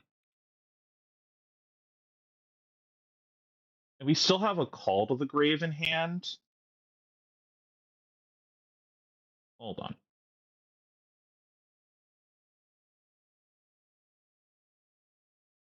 Pitch that Mage Master's float too. Okay, a blue cover swinging with this. A blue covers Mage Masters and swinging this. And then assuming this is a blue, it covers playing this. I think I play either the Swabby or the Sawbones here. I just want a larger defense total on my guys here, so that way it's more cringe for him to clear. I think that is the only way that we win this game is we put some guys in play that have high HP totals that are kind of cringe to clear. I don't think Rigor Mortis is correct. Like the efficiency of Rigor Mortis does not matter. Opponent is at 35. It is not a relevant factor to this game. I would rather have that in my bin for later on, so I can try to nickel and dime him on a future round. Maybe it's relevant so that way we can try to keep a 1-card ally hand, and then we can Dead Thread swing Rigor Mortis. That's pretty reasonable. But I'm just expecting the Rigor Mortis to immediately die. And if that's the logic, then we should still just play the Sawbones. I think it's Sawbones or Swabby here. Prioritizing the Scuba here, as opposed to any other ally. So again, I think it's about denying Enki some options and trying to put together something awkward to build a cushion to get the ball rolling in his favor. I think maybe what appeals to Michael here is that it's, obviously Swabby is a fight cost to get out there and get deployed. Scuba sends a break point, so there's a vastly it matters in terms of trying to get that goal away. And it is time, Mitch. It's time for the Mage Master boots to go ahead and set up the multiple ally turn. As I mentioned, Hamilton on a clock has to find a window where this still matters. He says it's right now. Going to go ahead and get that Rigor Mortis out into the arena with the help of the boots. Michael is still thinking about which ally he's going to send in here. Obviously, he still has an action point. Rigor Mortis attacks with go again here. 6. I don't know if you're watching right now, Philip. Only your next pirate Library, Philip. This turn gets go again when it hits but thanks for the spreadsheet you just sent me. Appended specifically to Rigor Mortis, that effect. Now it's time for Enki here to dig a little deeper into see what his prospects are. That extra card spotted on top absolutely affects the blocking decisions. Yeah, Hamilton using a lot of resources on this turn. Had the extra card from Balance of Justice, cashed in the Mage Master boots, waited as long as he possibly could before he went really. Yeah, I don't agree with this. Spike capacity, and found a really good moment to go ahead and push. Unless he's doing something fancy with this Call to the Grave. His hand is forced here into trying to make his gambit. I don't care for this. Activation. Give no core to find its way into the hand. Enki maybe just looking to pick up a little bit of block value here. Yeah, sea legs. Going to be dropped out of the hand, of course. Discarded away to that Gravy Bones effect, creating a Gold Kiss Rum. That'll help with ally clearing duty on the next turn if that's the path Enki wants to take here. Does have, of course, that life lead that he can use as a cushion. And cards in hand are what is going to be needed to go ahead and crack this board that Hamilton has built. Now, you did mention at some point Enki might opt to overlook the presence of those allies and try and go face. Do you feel like that might still be a little early for that? Definitely. He has to do more work before he can get to that point. Otherwise, the game will snowball. It goes back to like the classic draw my games that we've called so many times in the past. If you blink at the wrong moment and just say, surely I'll be able to kill my opponent from here, disaster will befall you. You cannot get overly aggressive. You have to pick your spots. And I feel like Hamilton found exactly the right life total to dissuade Enki from taking that kind of line. Gold-baited hook activated. Call of the Grave powering this attack from Scuba, allowing Michael to get Chum out of the graveyard. So maybe it's not a now, blue the allies tipple. in the bin for Enki pretty drastically. It's just an Oyster sitting there for the It's time hard to being. tell. And Enki with a Gold Kiss Rum is kind of signaling, I want you to develop multiple allies and try and clear yours. Now Michael said, well, you're going to have to find them the old-fashioned way. You're going to have to do it on your turn. Enki thinking about more Ooh, defending does he here. only That have tells an me he's Oyster? probably found what he needs to go ahead and Pretty play sick. a fine clear turn next go around, but not looking to do anything too aggressive probably. I think if the response to Michael's Mage Master Boots turn, you know, what we'll dub his pop-off turn, is just to clear those allies and try and stabilize the game, that's reasonable. I think he knows victory is well within his grasp, but he has to really dot his I's and cross his T's here. Sunken Treasure now, inflicting upon Michael a similar effect as what Enki just suffered, flipping over one of those allies and creating a gold token. Hamilton's so gold rich now at this point. 6 gold in play for Michael Hamilton versus Enki's none. No gold. Spent it there to draw up. Yeah, also, of course, gold-baited hook doing its thing for Hamilton. Steal there to over his T's here. Sunken Really blink at the wrong moment and just say, surely I'll be able to kill my opponent from here. Called so many times. Did he get confused and think that the hook was on the rigor mortis?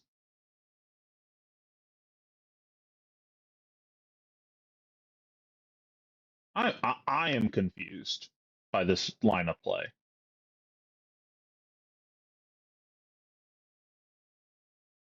Like, surely we're not trying to go to. Surely there is a way to do this where Hamilton doesn't steal a gold, right?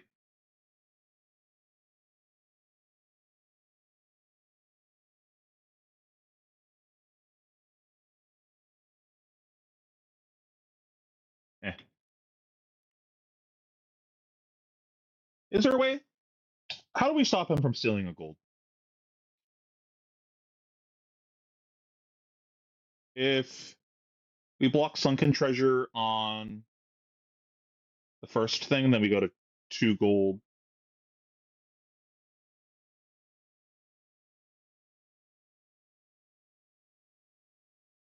Yeah, there's just like no way to actually stop him, I guess. Block Dead Threads. Maybe we're supposed to block Dead Threads at this point. But he has so much gold. I don't think it's relevant that Hamilton goes to 5 gold, but I kind of don't want to go to 0 gold myself. That being said, we're at 20 whatever. We got a lot of game left to play. It's probably worth to keep my own Dead Threads around. In play for Michael Hamilton versus Enki's none. No gold. Spent it there to draw up. Also, of course, gold-baited hook doing its thing for Hamilton. Stealing that away. So portside exchange kicks off the turn here. Does refresh the gold for Enki. But Hamilton is winning on that gold economy front at this point. Avashji was the draw off the top for Enki. Partnered up with a give no quarter, but only that Oyston in the last turn did just refresh with rigor mortis. So there's a couple options here, but not really a give no quarter. This works out perfectly, right? He gets to play 2 guys, kill both guys. Play Avasti, play rigor mortis. Kill Scuba. Float 1 still Mage Master Boots. Oyston, kill rigor mortis.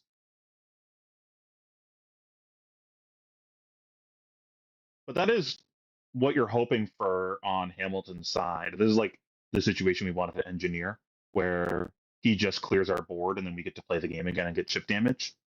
And just like kind of get in the cycle, not actually make any life progress on Hamilton's side, like Hamilton's life going down. Order type turn. Does need to find out what's on top of the deck to open up the possibility of gold activation here. Maybe it's correct to go for the rigor mortis there. Remember, I was chirping about the rigor mortis. Maybe because we're leaving the Oyston in the bin, it's correct to just go for rigor mortis. Because all 3 allies in our grave die to Oyston, so it doesn't actually matter what we grab there. So just play for the highest upside of the line that lets us get an arsenal.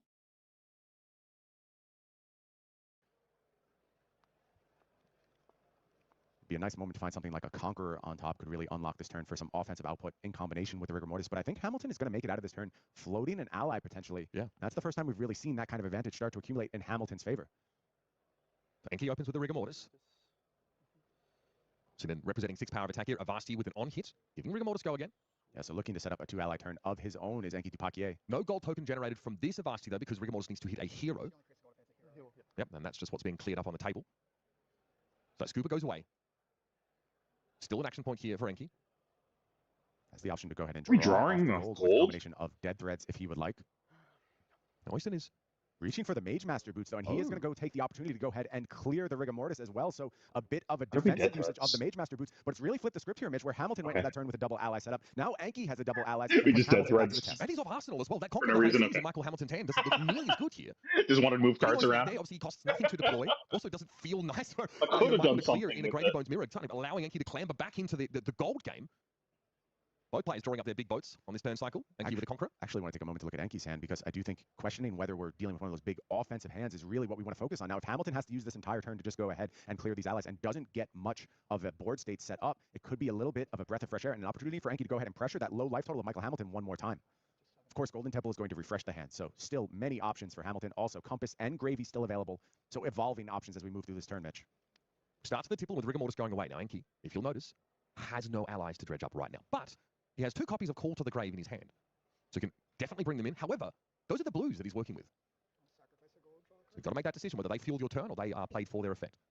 A lot of swells here for Hamilton. Yeah, and Hamilton is completely rich right now, gold loaded, and it could be a moment where we see a few draws off gold, really trying to build up a powerful hand here and keep the We can pressure play the off. He did a Conk, but great there's no job using a lot Arsenal. of I feel resources like on a previous turn to we claw really his need way that back to kill into a the card. advantage sheet. Enki, though, is very willing to use the Mage Master boots to try and just keep pace and maybe reassert himself as the leader in this matchup. I'm sure Enki thinks as long as I can just, get the same level of value out of my Mage Master turn as my opponent, and I still have this big life lead, that's got to favor me. But the fact that we're still treating this game like it very much balances on a knife edge and hangs in that balance should tell you everything you need to know about the kind of play that Michael Hamilton is. 3 Saltwater Swells spied this turn.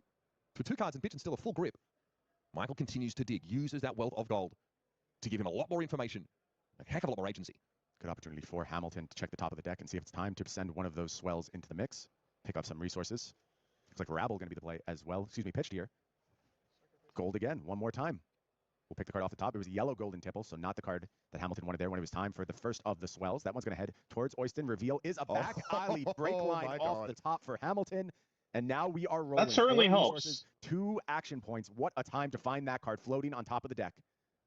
They say not all that glitters is gold, but Michael has used all of the aforementioned to give himself now that free action point, flush with resources, a myriad of options at his fingertips, and that's why this is a turn he's going to navigate. And you see a wry smile there from Enki Dupaquier. He knows how big of a hit that was for Hamilton. I think we just try to set the Conk. Everything unlocked on this turn, and it's going to be a huge turn for Hamilton now. Maybe we can't risk it because 9 billion realities. he hasn't ones seen that 2 him of walking his out of this Conks game yet, and we're pretty into the deep into the deck. semifinals. So it's likely that he in a has matchup one like this with this kind of hero. soon. It's not enough to count out this previous world champion. Hamilton back into the tank. Again, turn has changed. Texture of turns always evolving when it comes to Gravy Bones. Always more information to unpack. We talked about how every point matters in Flesh and Blood. A dagger attack for 1 can put you into the tank. Imagine how many possibilities you're considering now in Michael Hamilton's seat. It looks like they are going to just go ahead and remind players of pace of play. And look, I get it in Hamilton's seat. There's a lot to consider here. But the game has to stay moving forward. And so I will. Michael says, I will take a game action. You'll be familiar with this one. Murderous Rabble is found. Still a red saltwater swell in the hand. Golden tipple. Sawbones, though, clambers out from the depths. Dead threads active. Yielding a resource. Saltwater swell now will be the next play off the top. It's just blue again. It's just too good. Is this a Kano pitch, though? it's looking like that. Was that deja vu? Get it back in there. Like this plays around. All right. Still 3 floating. 5 cards in the pitch zone. All of Sunken them treasure is, from of the course, opponent. 15 resources plus the dead threads drawn upon this turn. And again, Conquer the High Seas. Obviously, it's online. For Michael, it just represents an ability to swing these life totals back if he's going to lean in that direction. It's expensive, though. Now, at least, Enki is the one that has to deliberate a little bit on these blocks. Yeah, 2 Call of the Grave, Golden Tipple, Conqueror of the High Seas. So those Call of the Graves are 2 blocks, as is the Tipple. And Enki's trying to figure out how much I can afford to just give away here so I can stay in the driver's seat. Let's not forget Hamilton also He cleared also, 2 can't allies walk, on this particular turn. right? Getting lots and lots of work done here coming after the life total. Just a question of whether or not you're playing the Conk, I think. But now it's back over to him. As Enki said, I'll be taking 3 here. Gold-baited hook activation time. Trying to apply this to the largest of his attacks. on the Conqueror potentially. He knows that Enki is probably going to use that life buffer here as a resource. Oyston played out. That is an action point used there. Yeah, this one does not have go again. And Conqueror now the high it is seas. time for Conqueror. That's going to be backed up by the hook as well. Looking to take one of the only 2 gold on Enki's side. And we talked a lot about gold economy, Mitch. Hamilton had to use, I believe, 3 gold across this turn to go ahead and unlock it. And doing so let him have an absolutely ridiculous turn. Yeah, I mean, he's had access here now to a token. And he's still going to have a gold for his turn. But Hamilton has 4 again, and it does feel, Mitch, like we've seen this game turn over the course of this turn. It was a lot of fortuitous reveal, and I have to call out that back alley break line as the big one for Hamilton. That's when this turn really kicked into overdrive, and now it feels like Hamilton may have, through patience, through perseverance, through going ahead and just doing the work. What's nice is the sawbones into the driver's seat once more. One of the pieces that can let you allies set up, and Hamilton is close. And if we do get caught here, we can block with 2 cards, dead threads. The back alley break line unlocks it because activate last sawbones. already been used as a gold kiss run for Michael to try and get more sources of go again. Absolutely bonkers turn, and he has, for all intents and and purposes, unfortunate thing is you can't just this game. No blocks the Conqueror and just lose your arsenal here. It's just not because you would just die. A block, I think, available to him. And has to say no blocks. Yeah. 6 more damage comes through. Enki's going to fall to 11, and all of a sudden, the life totals are neck and neck, and Hamilton has the allied lead. Enki with no access to allies on this particular turn until he does something. Yeah, this game became close because what I was saying earlier, like, he had a kind of anemic turn into some high health guys, or a high health guy. He spent his entire turn just clearing 2 allies and making no damage progress. That's exactly what you needed on Hamilton. And I think if that happens again, then Hamilton does just win the game. So we just needed like 2 turns in a row of that happening. To find them, but Hamilton feels very much in the driver's seat right now. And this is not one of those hands that looks like it's going to unlock resources. Enki can't go 6 pieces of gold deep to go ahead and create virtual resources. There's still so much he has to do, so much work, as we talked about, Mitch, that Enki's supposed to get done on this turn. But he's not as rich as Hamilton was. And Hamilton is going into the next turn with Arsenal set up as well. So Enki really does want to get that Conqueror involved if he finds a way to do so. It's not a good blocking hand, though. And the Conqueror of the High Seas for Enki definitely represents a pretty decent piece of disruption, as Michael hoping to sit on that pocketed card. I want to say it's not a good blocking hand yet, Mitch. You can always go ahead and refresh with Gravy. And we talked about context changing all the time. That is one of the shifts that Hamilton can look to make as we move into this turn. First, we are going to crack that gold and look to better the hand. A blue was found, so we're getting more resources. That means Conqueror should be able to go ahead and have influence over the turn. Why not? It's going to have go again here for Enki. If he gets 2 blues into that pitch zone, across it comes. Lethal damage presented here by Enki. I think he kind of needed this on this turn, or Hamilton was just going to run away with this game and should find success with this Conqueror. It is possible Hamilton goes for redraws here, looks for a little help off the top of the deck with the Gravy Bones activation. He needs to get allies into the yard at some point, though. He drew up a loot the hold. Which makes sense, because you probably want to block with 2 3-blocks and dead threads. So saving your dead threads for your turn doesn't matter. Discard a card and net Enki a gold token. And let's not forget, there's a gold kiss rum in play, allowing an action to gain go again that otherwise would not have it. We mentioned about the ability for Michael to refresh this hand into something that looks a little bit better on blocks. However, I think he drew another no block in the firm of Sawbones, potentially. Does have, though, Sunken Treasure now to add to the mix. He was sitting on that one. Oh, excuse me, let's just check the graveyard here. Both players have done that this turn. I think Enki was trying to figure out like what kind of density of allies still remained in the deck. Michael still has his compass free. But just the way the game feels when you have gold to feed to the Gravy Bones ability as opposed to sort of being more starved of it, it's night and day. Hamilton is reaching for blocks, it seems like, here. I mean, look. Let's not forget, too, Mitch, I'm sorry to interrupt, but I think I don't want to sleep on this gold generation either that Enki can pick up here. Is gold starved right now? No gold available. And that further influences Hamilton to say maybe... Unfortunately, he wants to block with the Sunken Treasure, but there's no ally that he can flip over with it on. What is that card held over from that monstrous turn Michael Hamilton put together? You still have to make that block. Chief Michael's going to find his way back in this game. Sawbones and dead threads. Look at Enki's hand here. It is Call to the Grave, and Tipple did use the Loot to Hold as pitch on this turn. So maybe Tipple just slated for a little bit of cleanup here. Unclear what the path forward is going to be, but Hamilton needs more information. Going to go ahead and activate Compass. Yeah, we talked about the turn part of the deck. 0 earlier. Gold from Conquerors on hit. That's the risk that you take when you play that helmet. And remember, even to play allies from the graveyard, Enki needs to get a blue in there. It does. And that Gravy Bones would allow that to happen. Hamilton now reaches for the block. But I don't think the game changes that drastically if his opening hand was different. He still established an ally. The thing that sucked is he had to arsenal an ally. But then he immediately got conked. So he would have lost that card anyways. I guess he has the option of fighting over it, but like opponent had turn 1 conk. So even if he had a good arsenal, it's not like that big of a deal. Yeah, I think there's a lot of play to the Gravy Mirror. It's pretty interesting. I think it's far more interesting than the Dromai mirror was. I really disliked the Dromai mirror because very frequently in the Dromai mirror, there'll be like no damage progress for long periods of time because you're just hitting each other's board over and over and over again. And it would lead you to go into time very frequently. With how many go again attacks are in Gravy Bones decks now, damage progress is actually happening, and the boards aren't nearly as big every single turn as it is for Dromai. Gravy Bones typically deploys one, sometimes two allies a turn. Dromai, it was 1 to 5 allies a turn. That's a big difference. Uh, the thing that I don't like about the Gravy Bones, this is not even a Gravy Bones mirror thing. This is just like a Gravy Bones thing. This is the same problem that I had with Dromai near the end of her lifespan when she got Tome. So typically in Flesh and Blood, the way that you want to kind of conceptualize, turns and how to think about your hand, you pass turn, you draw up, and you make all of your decision making immediately. You've got no new information is happening. You've got your 4 cards, maybe 5 with an arsenal. Nothing is changing, and that also becomes the next level of it. Of well, you know that your opponent's a thinking, breathing human being. It also planned out their turn in a similar fashion. So based on what they're attacking and blocking and pitching, you can map out their turn before they even start doing anything. So you're very frequently sitting there with complete 100% full information at the beginning of every single turn. You draw your hand, you think, you tank. Okay, I know exactly what I'm doing. Move through the entirety of my opponent's turn and my turn without thinking. I already know what I'm doing. I'm not reevaluating when I get to my turn. It's not like other card games where you draw a new card every turn and you have to reevaluate everything with the new information that you have. And just kind of by nature of how that works, there just ends up being less hidden information in Flesh and Blood comparatively. I'm not sitting there playing around a counter spell. You know what I mean? Uh,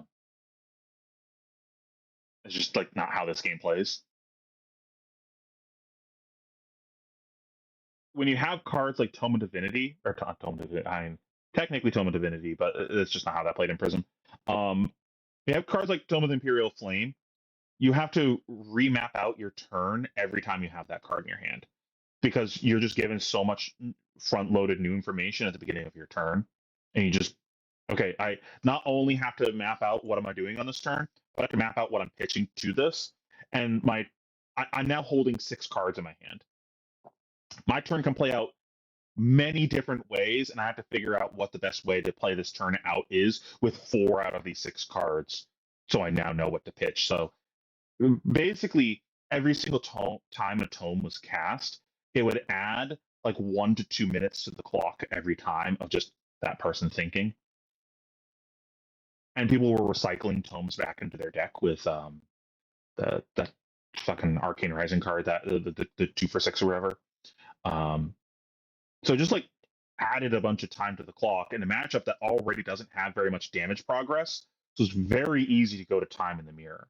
That does not seem to be a concern for Gravy Bones, which I really care about that. Like that was so cringe of just like I physically can't finish this game in time because nothing's happening. Uh, it does seem like there's a lot of failure states, but that was the same for Dromai. Just your opponent made a bunch of Ash Wings you didn't have an Asfly or counter Rake the Embers. Just like setting up counter plays to your opponent. It's a very similar thing. It's just identifying all those failure states for your opponent's board and how your shit lines up. And it seems fast paced enough. Like I think most Gravy mirrors are going to end around the end of first cycle, like either slightly before first cycle or slightly after first cycle. I don't think we're going to see very many games go beyond that, where Dromai is very typical to go to a couple hands into your stack, if not to fatigue. Okay, first up. Yeah, Prism Mirror. That was More swell being committed. That is one of the triple. mirrors of all Single time. card, I'm not single a card fan. blocked with, and that means Hamilton will now fall to just 3. Arsenal is cleared, and Enki I Dupakier am picks up a very surprised that he defended this way. I really thought he was going to block 6 dead threads, 7 sawbones, 8 on that. Huh. gold here. First step in the turn for Enki, but there's still more building than he needs to do. Because the thing is, if like our board gets cleared right now, we don't actually have a turn. Maybe there's a blue on top that enables the turn. I didn't catch what it was. But the current hand doesn't actually do anything. If he And there's a possibility that he just goes double ally, but pretty unlikely. With no allies in the bin. can't get allies on the board, Sawbones and Oyston get more difficult to clear. Now, if that was a red golden tipple in the hand, it is. That is something that can account for Sawbones at least. Enki does, of course, have the option to use gold here one more time. But to what end? What is he trying to achieve by doing so? I think now that idea that Enki would even... Because if we block 6, we still could get a turn no matter what. We have a call. We keep a yellow and a tipple. Depending on what's on top, we can like draw that card off of Gravy Bones, play the tipple for free off of Dead Thread. Or I guess we don't get to do the Dead Threads anymore because we block with it. And then we can play the Call of the Grave to like have a blue starter to play our stuff from Banish. Like we still have a functioning round defending our arsenal here. This is just like a lot of damage to take for a hand this mid. dare ignore these allies that he's out the window. Because if he keeps punching us also, like this hand sucks ass. Like now we have to block with this anyways. If we were blocking with this card anyways, we might as well have just put it in front of the on hit and kept a card. Now, far too tight, but this gold generated from that connection of the Conqueror of the High Seas now starts to reach for the Gravy Bones. And I have to call out, Mitch, this line could look easy. Something like Call to the Grave, 0-cost ally, say Oyston, and then just play the tipple off the Dead Threads. I believe, though, Enki has burned the sole copy of Oyston in the deck, and that means there is not the clean line here and has to get a Rigor Mortis instead. Okay. It is still going to be able to use the tipple, but Oyston would have made this turn so much better. You get double clear, and only having the one copy here, huge, huge punish for Enki Dupakier. So it's Rigor Mortis, the sole ally found. Both these allies diligently clearing them. Enki's definitely running low on them. Here's the Dead Threads activation. It's more likely, like you said, just gets that tipple out there. Really now having to create a turn from the smell of an oily rag, basically. Not a lot to be going on. And it's going to go with Rigor Mortis here. Okay, yep. Paid that golden tipple. And it's going At face, face. Mitch. Yep, this is the moment. Enki is getting aggressive, and he's putting Hamilton to the test, and he's looking for cards from hand. Back to that block discussion. Yes, Michael. 5 block. 5 block for Michael. I mean, like, if we're going to have to block with this card anyways, we should have just put it in front of the on hit. And then we still have a call. Like, we just threw away our Call of the Grave for no reason. If he goes that way, Golden Tipple and Sunken Treasure, that accounts for 5. Has the Dead Threads as well. So there is a full cover available if that's the chance he wants to take here. And I believe Enki went ahead and activated, yes, the gold-baited hook on this turn. So Hamilton could go ahead and trade his Dead Threads for hook. I don't think that is particularly the move you want to make here. Count of deck, or rather, count of the graveyard here for Enki. Being down. Block. Sawbones preventive damage. Yeah, I forgot about the Sawbones, Mitch, and that means is going to go ahead and deny here. Passing priority now back to Michael Hamilton. With 1 card in hand. Sawbones and Oyston on the field. Enki has opted to bypass the allies entirely. Try and knock Hamilton out of this game. He's resilient though. Gold token here. Does mercifully have the Oyston to do cleanup duty here on the Rigor Mortis, but Hamilton is going to play the next. Yeah, this felt so bad because we didn't even make any progress. It was a tipple.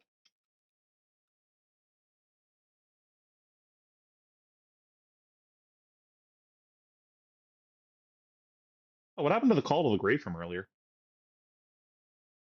Maybe he pitched it and I didn't notice.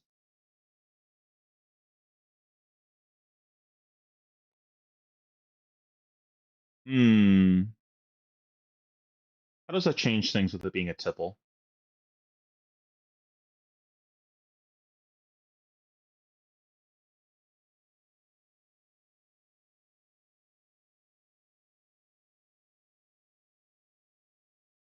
Means that you can. Is that worth protecting? That's a question. I think it ended up being worth protecting because we had to block with our whole hand anyways. So if we were going to defend this way anyways, we might as well protect our arsenal. We just like threw away a card.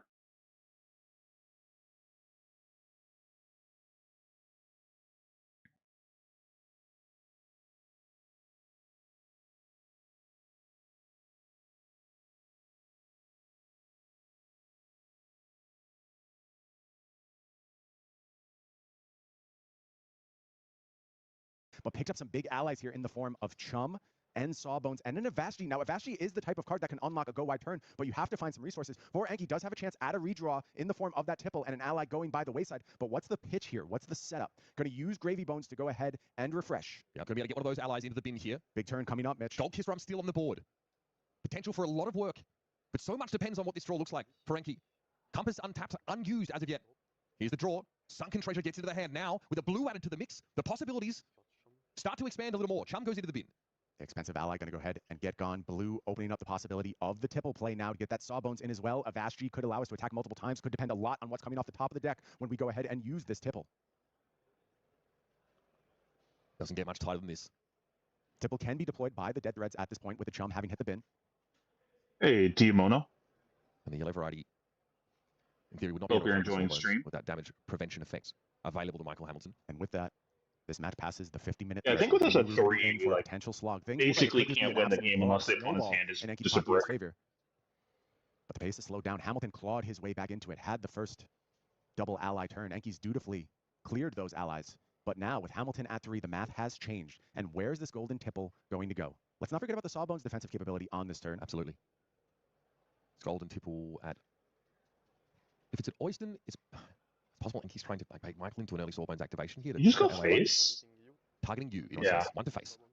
Discard of Sawbones. Now, allies starting to fill the graveyard. Another blue picked up in the form of Saltwater Swell, so we have resources to work with Pretty good. unquestionably on this turn. We have a gold, thanks to Golden Tipple. Now I have to ask, how are we defending on Michael Hamilton's turn? And the answer, Mitch, pretty good. The better blocking hand. Pretty good. It was a good These time are for a good blocking reflex hand for the win. for Michael Hamilton. And with a decent amount of I've points to work actually with. been The card debating being on set putting up. Razor Only Reflex one in the copy deck. in theory of that Conquer the High Seas in the deck of... I'm not even trolling. I've been debating on putting that in the deck. There's like some matchups where I just like really want to ignorantly hook every turn, like Syndra, for example. I just need to hook more often so I can get my gold economy online, especially if we're not playing like the Royal Hat.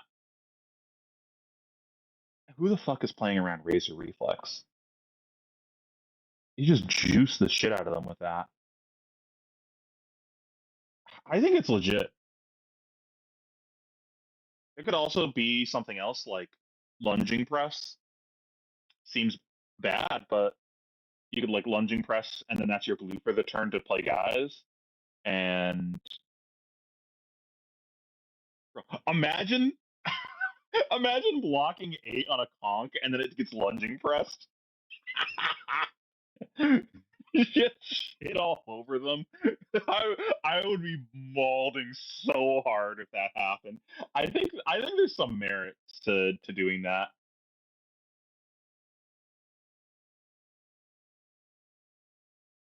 You just like have to rage quit that game, right? Like you just pick up your cards and walk away. You're like, I'm done playing this stupid game. I'm going back to Magic or whatever the fuck you played before. I just lost the lunging press gravy.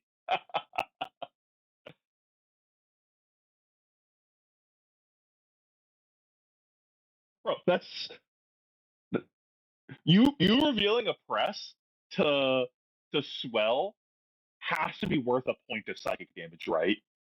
Like that's worth something. That has to be worth almost as much as revealing a back alley and getting an action point, right? I don't know how. Like, we're gonna have to ask Hamilton. What's the value of a point of psychic damage? We need a mathematician on this. Enki Papier here. 1 damage. Is that enough to tempt a card out from Michael? It might seem innocuous, but it accounts for a large portion of his remaining life. Chum and Sawbones got into the bin this turn. And Enki still has that cushion, is the first one to really go ahead and start talking lethal. Even if Hamilton is able to defend through this turn, he's not going to go ahead and put Enki in the same position when he comes back with the clapback. That assumes even both these allies are kept. Your ceiling is just not as high as what Enki is offering for the first time in the face of you having only 3 life. Takes 1. Falls to just 2. Hard for Michael to feel like there's a right answer in a situation like that. Thinking about breakpoints, thinking about damage that could just overwhelm. I mean, that being said, from Hamilton's POV, I think I'm actually pretty happy that the first thing that my opponent did was play a card worth 1 value here. Like, I'm not happy taking damage, but like, if I'm gonna have my opponent attack me, at least it's only 1. There's like definitely consideration for sawbonesing that though. I think I might have sawbones that, assuming that my opponent's gonna kill it. His blocking capacity, and he just can't afford to give 3 block to 1 power. Swabby, I believe, on the top of the deck for Enki Tapakie. Well, he knows what the swell would be targeting. Maybe tries to clear that top card with the gold activation. It's an option for sure, Mitch. All right, I'll make sure that I yap less on the other games because this game took way too long because I'm talking through all the gravy stuff. Give me a gold fish run in play. The gravy ones I like try really and need to match spend the time the thinking magnitude about. of Michael Hamilton's Mage Master turn. Didn't see the need to go above and beyond that. Just keep himself in the lead. And that early buffer has transitioned over to this turn 6 of the game. Now that has Michael Hamilton sweating every time an attack action comes across the board. Now these auto swallows, his golden tipples are more than just the effects stapled to them. Yeah, they're real threats, Mitch. And it feels like Enki Tapakie just a single resource short of doing absolutely everything here. Going to go ahead and offer the saltwater swell, maybe? Question mark? Yeah, because he knows that's still Swabby potentially sitting on top. So won't get that. Is that the one that there was some suspicious plays going on? I heard deep breaths. Something about suspicious plays during one of the top 8 games. Flesh and Blood career. And the most important turn, most likely. Who is this targeting? Oyston. It goes after Oyston. Cleanup duty, reveals a Swabby. No added resources on this turn, and now he's asking Hamilton, do you want to use the Sawbones? Against Sawbones. I like Fiddler's Green. I think it's a good card. Michael won't have I don't know if we come back to him. I don't know if I want to include Fiddler's Green in the deck in like my own list, but I did like it when I was playing it. Enki is putting Hamilton. I'm not familiar with this Confused Jacket Chan meme. Perhaps for his Pro Tour life. Can you send that to me? Hamilton tries to plan the next turn. Thinks about how many cards he's going to want to keep. Has 3 gold in his side of the arena. Impossible to know what the next turn is going to reveal. Okay, I think this is an interesting question to like yap about for a second here. We're like right at the end of this game. After this game, I'm gonna answer your question. Bean Dub. If I forget because I yap too much, please say something in the chat to remind me to answer your question because I want to talk about that for like a few minutes. Enki in the biggest tournament placing of his career has been able to tempt Michael Hamilton into getting Sawbones sideways to keep Oyston on the board. 1 damage prevented. That's all that Order Saw was threatening. Oyston will remain in play. Here's the question, Mitch. Is that what Enki wanted? Is that the move he was trying to push Michael Hamilton towards with that attack? There's more where that came from, though, isn't there? Here comes Chum. Leaving a resource available. And we'll go after Oyston yet again here. And Enki is trying to prevent Hamilton from sending any of those allies. Wants to just take a redraw, see what he can put together on the next. You have to be creaming your pants right now if you're Hamilton. Holy shit. We took 1 point of damage this turn? 1? So there's a chance. He has no business winning this game, and our opponent gave us the chance to win. This is what I was talking about earlier. How do we win this game? Our opponent has some anemic turns, clearing our board, and they don't do damage to us. This is how we get back in this game. Turn. Let's not forget, Enki did work on that turn. It was small work, but Hamilton is at just I think I saw that, where they were just like a moment when Hamilton had a really strong defensive hand. This hand, though, has some potential to convert on the offense as well. Feels like every gravy hand does, Mitch. You can always go ahead and just find a fine solution, especially with 4 gold at the ready for Hamilton. This turn's going to unpack in myriad ways. The kind of turn where Michael can see 3-4 cards deep into this deck. Let's start with our first gold activation. Fresh card is picked up here. It's going to be a call to the grave, so the possibilities branch even further. Swabby and Rigor Mortis, though, already represent pretty attractive options to get into play. Swabby's expensive, but this is a very blue flush hand for Michael Hamilton. That 3 cost to deploy, that 2 cost to attack with, absolutely within his grasp. Avasti as well, allowing for that slightly wider turn, giving the first ally that comes out that go again. When you've got this much, this embarrassment of riches to work with in gold and in resource density of the hand, Michael knows he has to make use of every last one of them. Questions whether this is the moment for gold-baited hook. Again, Enki only with a single gold. Hamilton has been winning gold economy unquestionably this entire game, even when falling behind. Really nice job of gold setup for Hamilton. And it's required some contortionism from Enki on his turns to generate that gold and then basically use it straight away. Enki would love to start with some gold in play, but Golden Tipple will obviously allow him to get there.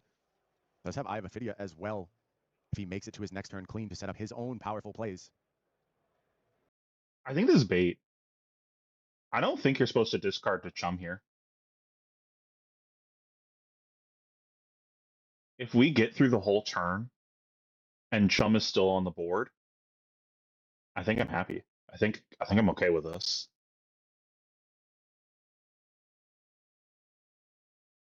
If anything, I might just activate Gravy Bones to get rid of the ally in my hand and get the gold off the board so it doesn't get stolen.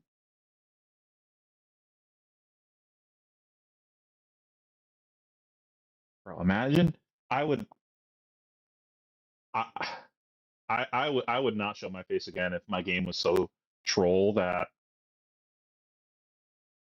people couldn't contain their laughter at me. That's crazy.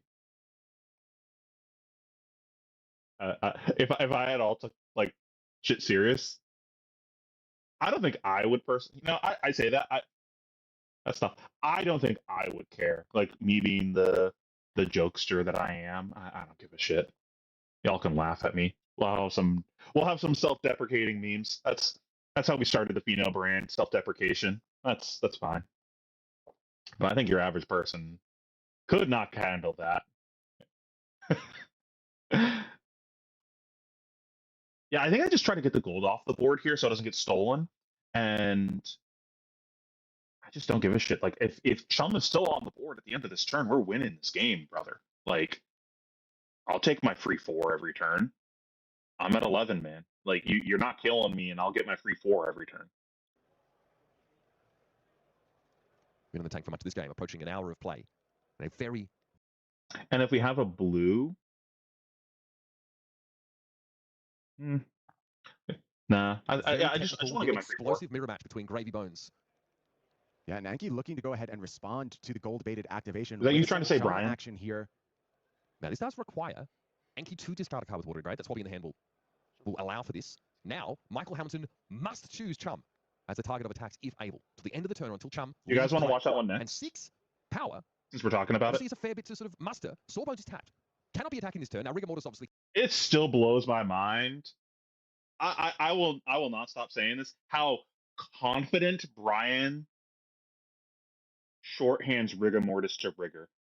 I would not in a million years in a professional casting thing shorthand that card in that way. The cojones he has that he will not fuck up that pronunciation is ridiculous. I am. All I'm gonna say is other casters have been canceled for less. Like, and the other thing too, like, joking aside, you should just be pronouncing the full name of the card because the point of you being there, casting this game, and explaining these things to people that are watching is for the people that necessarily don't know the game as well as you do. Like Johnny that's watching this for the first time that doesn't know what all these allies are that are on the table. Like, what's Rigor? I can't find that card on Fab TCG card search. I don't know what that card is. Like, you should just be saying the full name of the card in this professional setting. But holy shit, the confidence he has that he's not going to mess that up. Clear that. But that's a big amount of damage that Michael might have wanted to send to lower that life total even further. He's got a lot of options, though. A lot of ways to unlock this turn. Things like Call to the Grave still at the ready. But this may narrow the scope of this. Well, Brian practiced where Michael's saying that in the mirror. Have to be dedicated. He's thinking, is there a better ally for this situation than what I currently have in my yard? I would suggest, given that he has to attack Chum, Rigor Mortis is the most elegant solution to that. He already has access to that card. So that means that Call to the Grave might be utilized elsewhere. I don't want to sleep on the idea that Call to the Grave. The plan is to watch all of the top 8 action points. Also, And in I'm range going with the to help of those back alley break lines. Gonna go ahead and activate the Compass here for a most bit of about the information. It gravy appears is Michael Hamilton. We're going to And he watch closes the that other with very games important that being able to drag don't the crack of the involve back gravy Face up into the yard. more Here is for the call to the grave. Let's entertainment see what Hamilton is looking to purposes. set up here. Just I want to watch those games. Already has Swabby and But Rigor I'm Mortis going to at like the ready. What else does dissect he need to go the ahead and complete gravy this turn? games. Let's not I forget just that blue don't will feel go like ahead and putting unlock the the grave. There time is, in fact, the back alley to break line. dissect the Gonna other pick up games. an It's just extra action it's point too time here. consuming. I don't want to do it. So Enki Dupaquier spoke for one of Hamilton's action points. He said, "You will attack Chum." Hamilton reclaims it with the help of Call to the Grave, puts back alley break line into the bin, +1 action point now. And so the potential explosiveness of this turn remains on the table for Michael. Finds the answer. Once again, we're seeing that kind of smile/grimace creep into the face of Enki Dupaquier. We saw this the last time back alley break line showed up in the pitch zone for Michael Hamilton. Now with it going to the bin, once again, Enki is forced to go ahead and wonder what Hamilton might have in store for him. 10 resources currently potentially at his disposal. I've asked you now, of course, if that extra action point doesn't need to be used for its effect. Sea legs are on. Pick up the Sea Legs. Portside Exchange doing its thing. Sea Legs going to go ahead and create gold and Gold Kiss Rum, as well as another card for Michael Hamilton. This is going to be a disgusting turn. I'm surprised he got rid of the Murderous Rabble is the draw here. Still able to chart the high seas. I feel like I would have played that It's a good Avast. for me there, Mr. Hamilton. Because you could have gone. Let me make sure I'm doing my math right here. These two resources play swing the rigor mortis. These two play swing Swabby. Yeah, I think I keep this and pitch the chart unless the chart was not in hand at the time. But I believe he almost played the chart a second ago, so we know that was in his hand. Because the turn could have been play Avasi, play Rigor Mortis, swing into the Chum, Gold Kiss, play Swabby, swing Swabby, and now we've got three guys in play. And I can't imagine that we're ever going to have another chance to actually use this Gold Kiss Rum. Like, this has to be the last chance this actually has relevant text in the game, right? I guess the only way this would be relevant is, I don't know, we have a Rigor Mortis and a Sawbones in play, and we block with it our entire hand except for an ally, and we crack the Gold Kiss to swing both of the allies off of the yellow. That has to be it. But surely clear into 7 is just as good here, right? The alternative is, God, what? This isn't even like that good because of the Chum activation. This is like really awkward. Like, it could have been like Rabble into the face, Rigor Mortis into this, but because the Chum is still like active, we can't do that. I don't think we were supposed to pitch this. And I would suggest that the range of possibilities hasn't really been narrowed down much over the last couple of interactions between these two. So a lot of twists and turns that a Tellos can take. In theory, could just be Rigor Mortis to Chum, swap it to face. Yep. That sounds all very reasonable to me, Mitch, and it leaves Hamilton in a state with 3 allies. But for Enki Dupaquier, I think the ally moment is over. As soon as you ignore an ally and choose to go face, you're kind of saying this is the game we're playing, and you're not going to be able to clean up 3 allies. You have to Is there still already look an to Avast offense. With Hamilton at 2, all those little annoying attacks in your deck, all those golden tipples, they start to become real. And I wonder, like, if Chum has crossed Michael's mind here. He back alley like, break line. I maintaining a forgot. little bit of a defensive arc on this game. And he says, Okay, never mind. Go again, of course, here. That action point used. Swabby going to get sideways. Now Enki has to decide just how much he respects this 7 damage. We yapped so much about the Honestly, pronunciation about like, Rigor what is Mortis his that I plan if forgot he does about the respect back the damage alley. on the next turn? He's facing down 3 allies. Cooked earlier in the turn, if I'm not mistaken. Listen, if you're gonna win this game, Swabby just presenting because you got a board like it is this, some real damage. Enki Dupaquier knocked it down for life. 3 allies on the board. A veritable dredge. Is that a tipple in Arsenal? If that's a tipple in Arsenal, I think I would have Dead Threads thrown the tipple here. I think we're running out of time for that to be relevant. I don't want to die with a card in my arsenal. Army at the disposal of Michael Hamilton, and here is the crack of the gold token. I have a video allowing Enki to have some choice in terms of the card that he claims. A Blanche, chart the high seas, seen on top. Doesn't feel like exactly what we are looking for here in Enki's seat. He's trying to end the game. He's thinking breakpoints and evasive damage.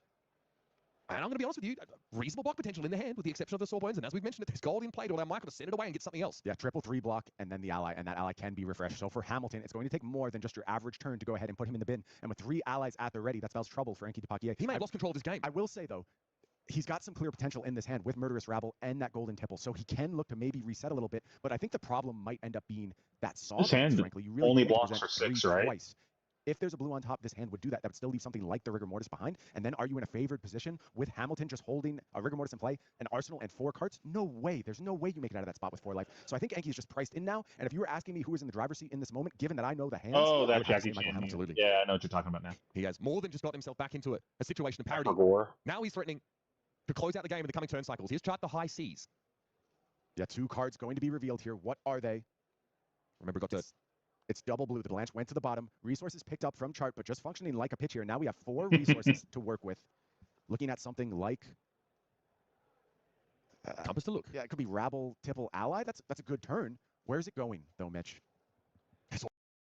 What's the point of compassing now? You don't have any way to move that card. Just to know that you will whiff if it's a whiff? Like, surely you compass before the chart, right? This is wrong. Like, it's compass. If it's a blue on top, you play the Rabble. If it's not a blue on top, then you probably play the chart to get that card out of the way, right? Or we just pitch the chart. Like,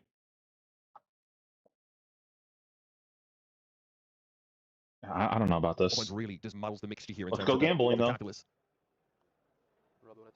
Rabble at you. We're going face. We're trying to get It's the like job if this done. was It's a the whiff only- on the top of the deck, we're just boned. Like, yep, now I know the top card is a miss. This look with the compass didn't actually accomplish anything. It's look at the top, pause, show my opponent the top, no matter what it was. The option Enki Dupakier sees left. 3 go again is the offer here with Michael Hamilton at 2. Just present lethal attack after lethal attack. Also, there's like leaking info. Like you played the chart, then played the Rabble, floating all these resources. You're giving Hamilton more information of like what your turn's going to look like. You're just like sitting on these resources, making it kind of obvious what's going to happen afterwards. It like probably doesn't matter that much, but there's like some value of like concealing that info if you can. Has to be the plan for Enki Dupakier. Sea Legs gets in on block duty though. That's going to account for the entirety of that 3 power. Still 4 resources at the ready. Looks like it's going to be Tipple into Sawbones as our attacks here.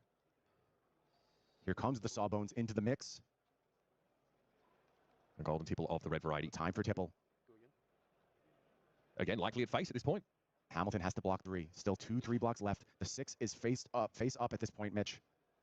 That's obviously a lot to handle with Michael down at 2. The golden tipple gets blocked out.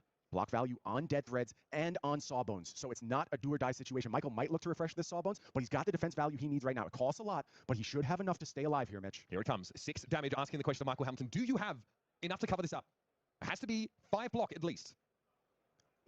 Let's not forget, Enki Dupakier took a lot of cards away from Michael Hamilton here. It is going to be the activation here. The draw is tipped. What happened to the Gold Kiss ROM?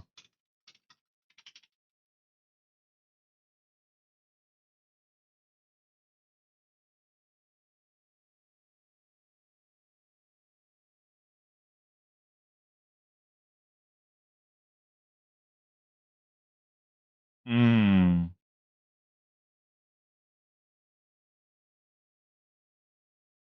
So that Gold Kiss, so him pitching the Avast-E,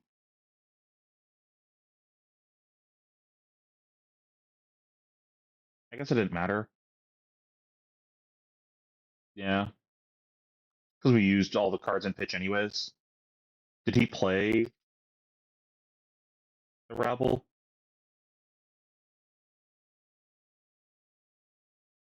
No. Yeah, so it didn't matter.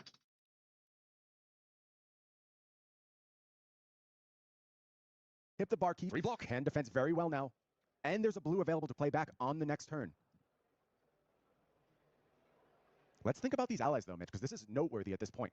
Sawbones, Swabby, Rigor Mortis, all have an activation cost. Yes. There is no free attack for Michael Hamilton on this next turn. So if he does not keep a card in hand, there will be no aggression from him. Keeping a card in hand involves tapping the Sawbones, defending with a card, and giving up the dead threats. And that is what Hamilton is going to do here. He says, I need to keep my offense up, not willing to Enki just take full tempo in this game. And now it's a question of what is in that arsenal and how does it combine with the ally attack that's certainly coming from Michael Hamilton. Waiting to see it for a while, but this is the only block available to Michael Hamilton that allows him to have a card left back. Every little bit of value being squeezed out of these cards, and finally the dead threads will get in on block duty. Michael Hamilton goes to 1 life. Oh yeah, we were talking about like Digimon stuff, has been right? behind for much of. But now that light at the end of the tunnel is there. Can he navigate through? Nikki D VGC would be an understatement. Just a single gold for Hamilton on this turn. It's going to be used. 50-50. We have Everything's just a 50-50. You either win or you lose. 50-50. Swell. Yes, Swell going after the Sawbones. That's a clean cleanup. And the reveal is a Chum, so misses the blue on the Swell. He may have to satisfy himself with just the clear of that ally.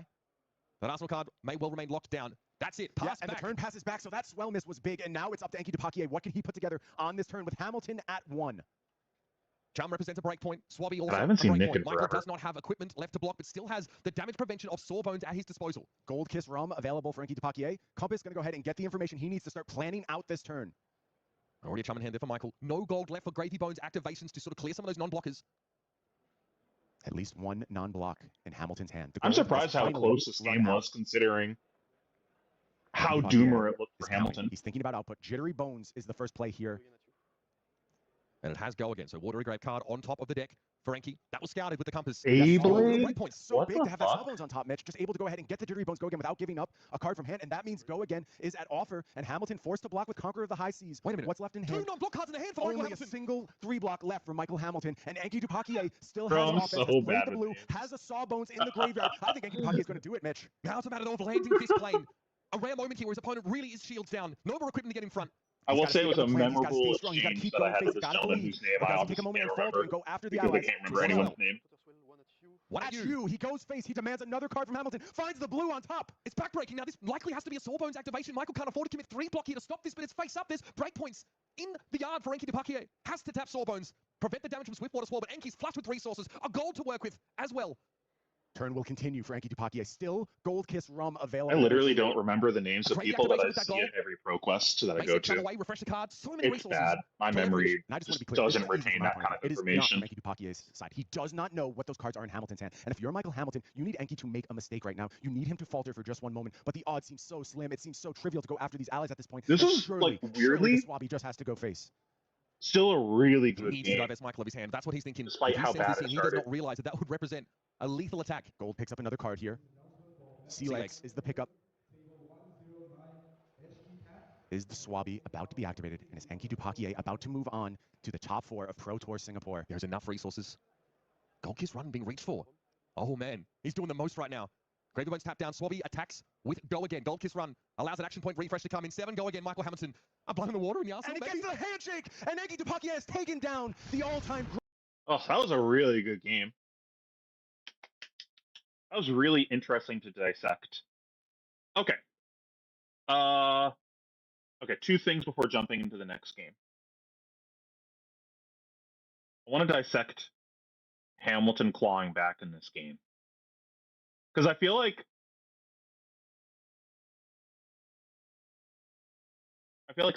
potentially some of his deck building decisions might have lent to him being able to claw back. Let's take a look. Was there anything that he played that gave him an advantage, letting him claw back in that his opponent wasn't playing? I can't really think of anything.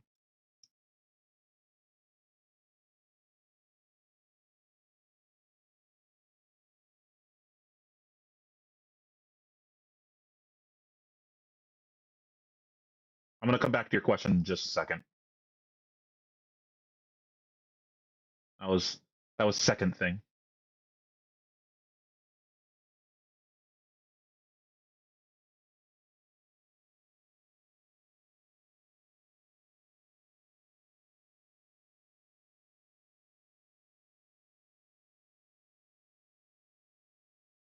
I think the scuba was pretty good, mostly on the basis of its health total. And putting a guy face down was pretty good also. I think that was the pivotal turn. If you're just joining, I spent like maybe like 5-10 minutes talking about what needed to happen to actually win this game from Hamilton's POV before the scuba turn happened, like right before that turn. And that was basically what he needed. Like that turn was exactly what he needed to happen. He went double guy, and Enki had an anemic turn clearing. He didn't present damage, and then Hamilton was able to reestablish board over and over again. And very little damage progress happened from Enki's side. But how much of that was deck building decisions versus just how his draw came up?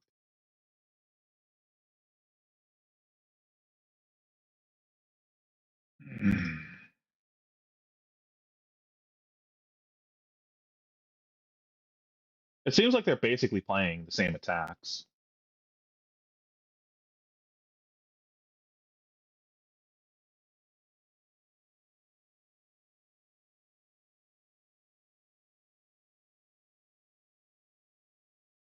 So it was probably a combination of how his draw came to him, as well as other resource management that painted himself in a corner for something like that to happen. As we just saw,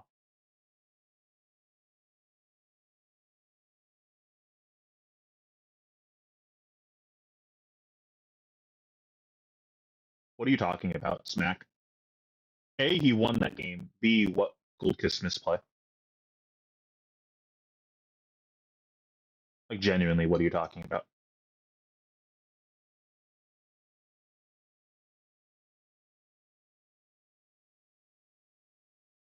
I do have a link to the Google Doc. It is on the Patreon.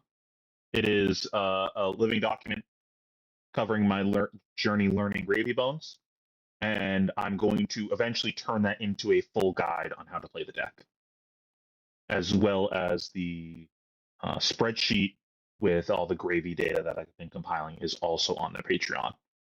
There should be a link to the Patreon in the chat. Is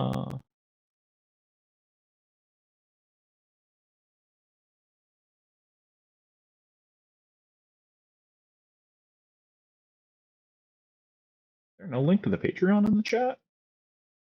Oh, there it is.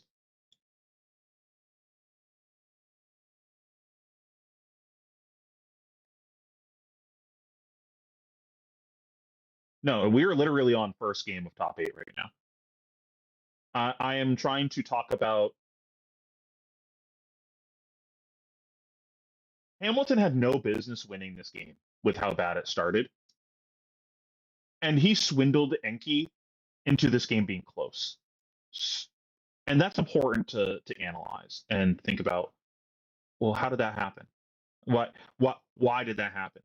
Was it card choices? Was it decision making? Was it resource management? Like there's so many different things that could be for that to happen, because there's no universe this game should have been close.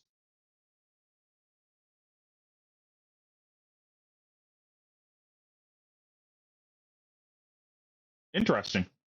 I don't know about the that extra lore, Orc Knight.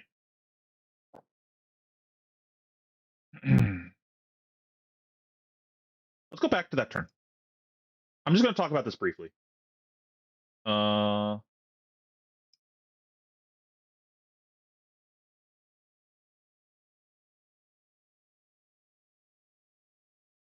Yeah, he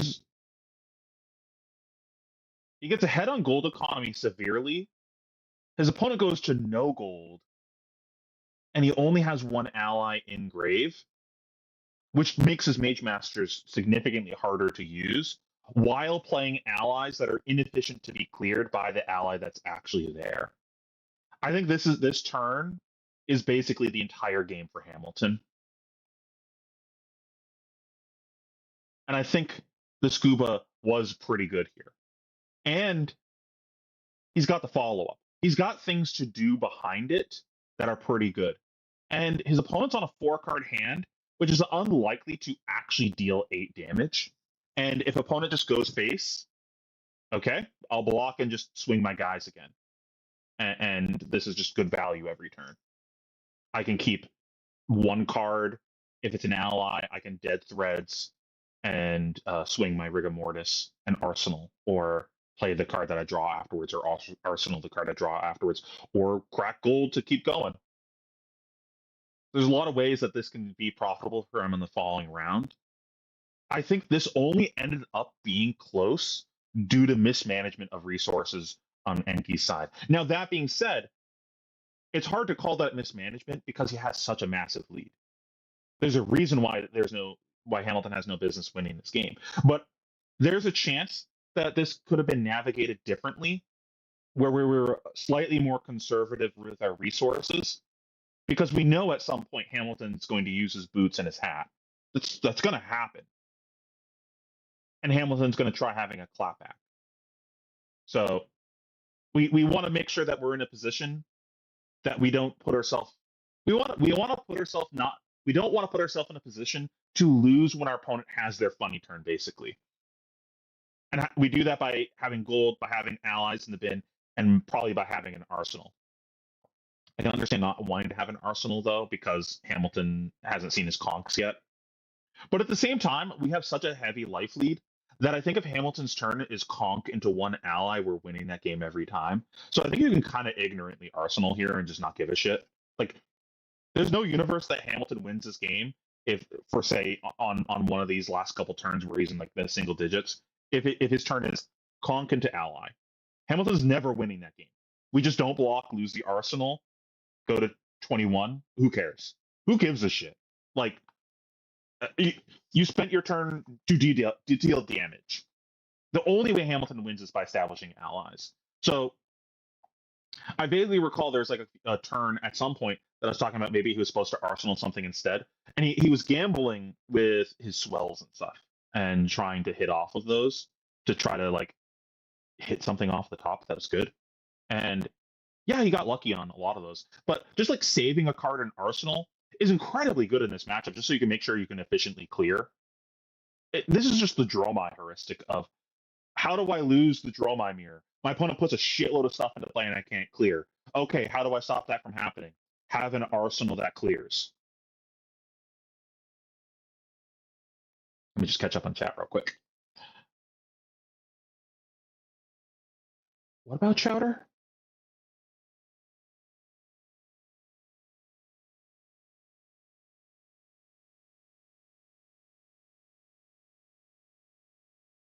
I'll probably have a breakdown on all the allies when I do like a full written guide, because this is not a written guide right now. This is a document recording my learning process of the deck, because I'm trying to turn this into two pieces of content at the same time. One, just a fucking gravy guide. The other is I want to teach people how to fish, not give them a fish. So there's going to be a second piece of content where I explain how to learn new decks and such. Which, what a great segue into the question from earlier. Let's scroll back up. I did not forget you.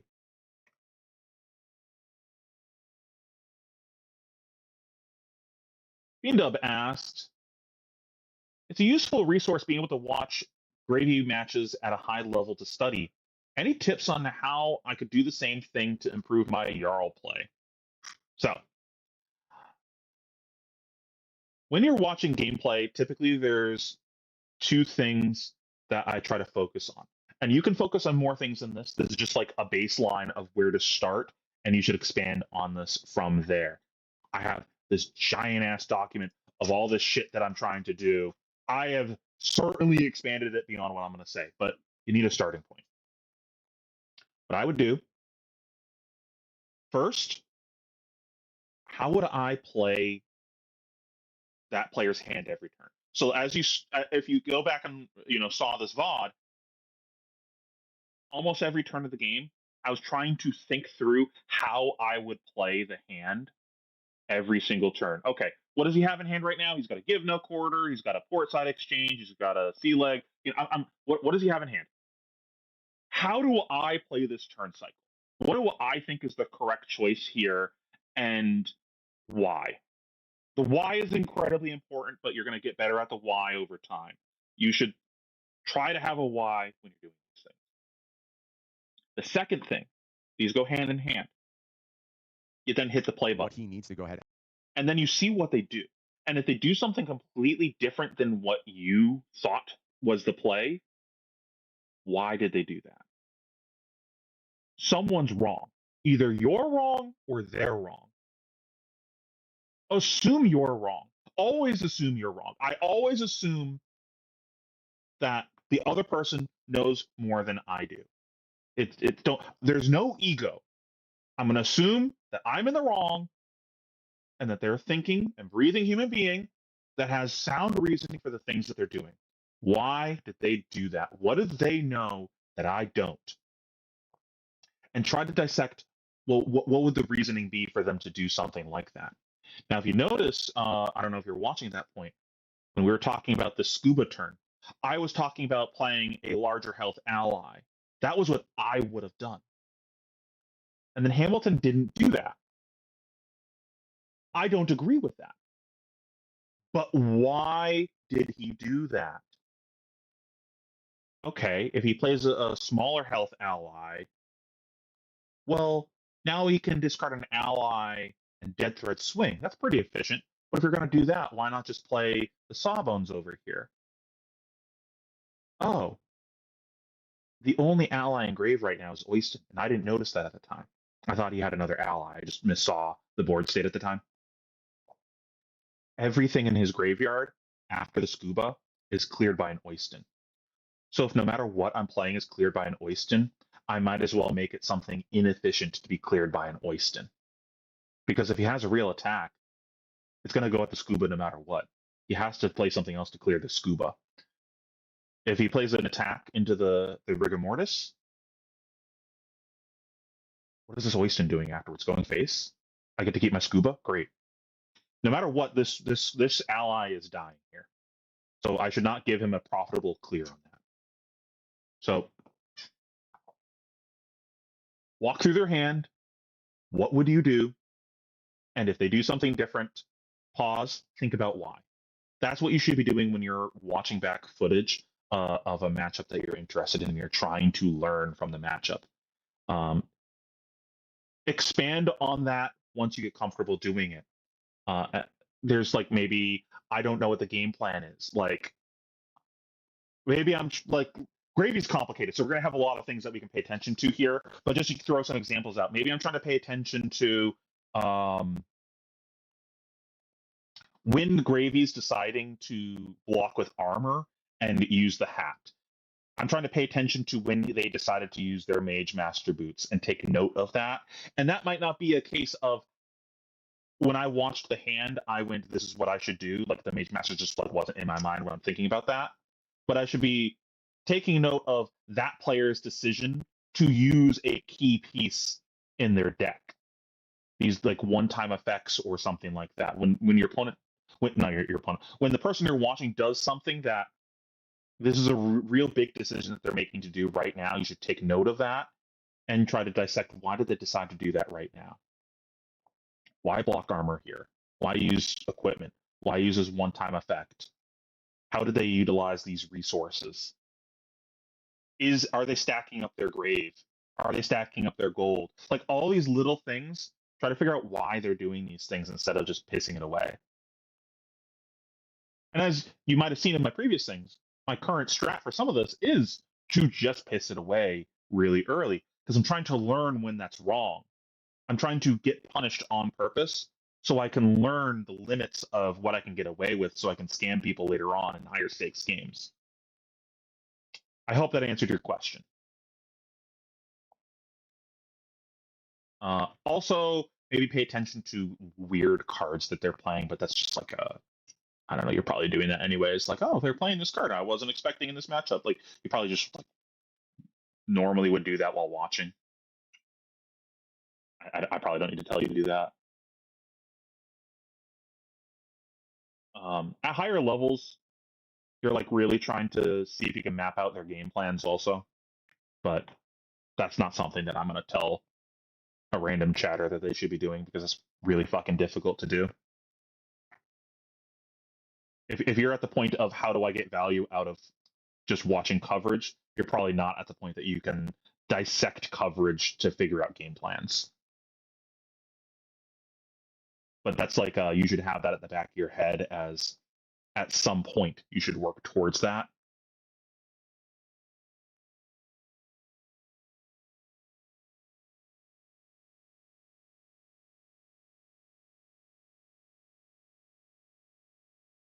Yeah, the one fiddlers is pretty interesting. I commented on that at the beginning of the VOD here, where I was like, oh, maybe they were playing one fiddlers for something specific, like Wizard or something weird like that. I don't know what's up with the one.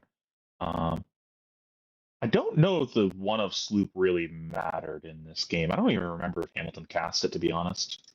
I know he played a blue Sloop that did not have go again at the very beginning. That was a pretty anemic turn.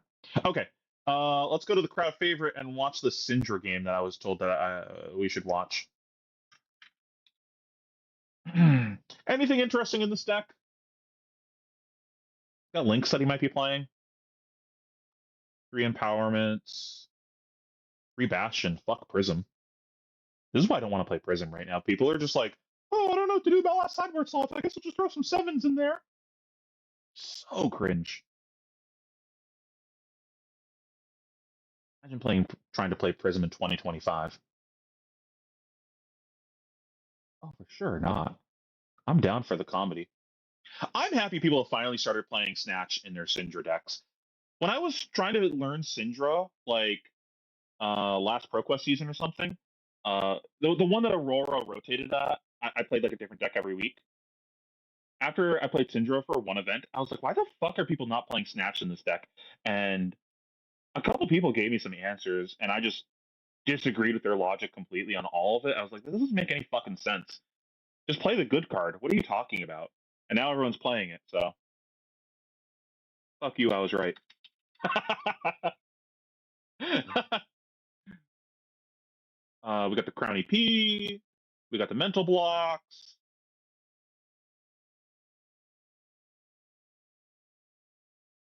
We do not have the funny gloves, but we do have the stone wall that could be relevant for the spreading flames.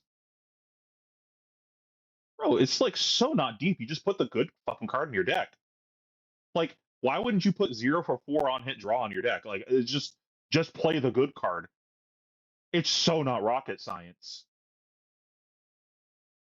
Though the one thing that I missed, and this is just like me not like being super aware of the card pool, was what was it? Cut through. People were not playing that card before, and that seemed like it was pretty obvious to play that card. That card seems really good in the deck. Nothing else really interesting here. What weapon are we on? We're on both weapons. Looks pretty standard beyond that. Orphan's Erikai, of course, will be important in this matchup. That Spell Void, crucial. Nathaniel's able to pass here ahead of it. He chose to go first and just passed. And that's a pass after discarding a fruits. Ah. Really? Your hand's that bad that you couldn't get any chip damage here? Surely you could get chip damage this turn.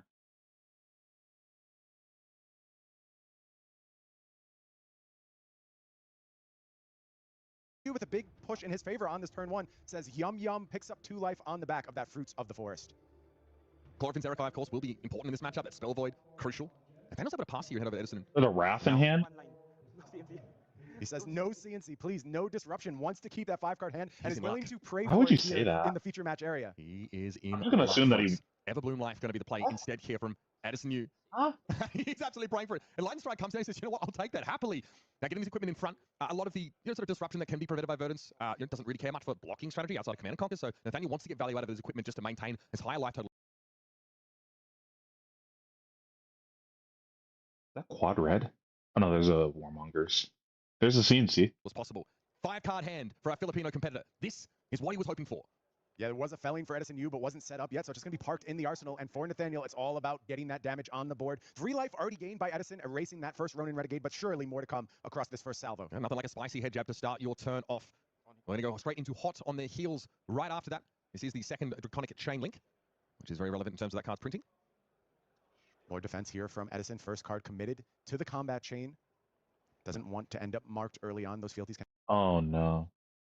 Does he play the Wrath and attack with a dagger and forget it doesn't have go again? Oh no.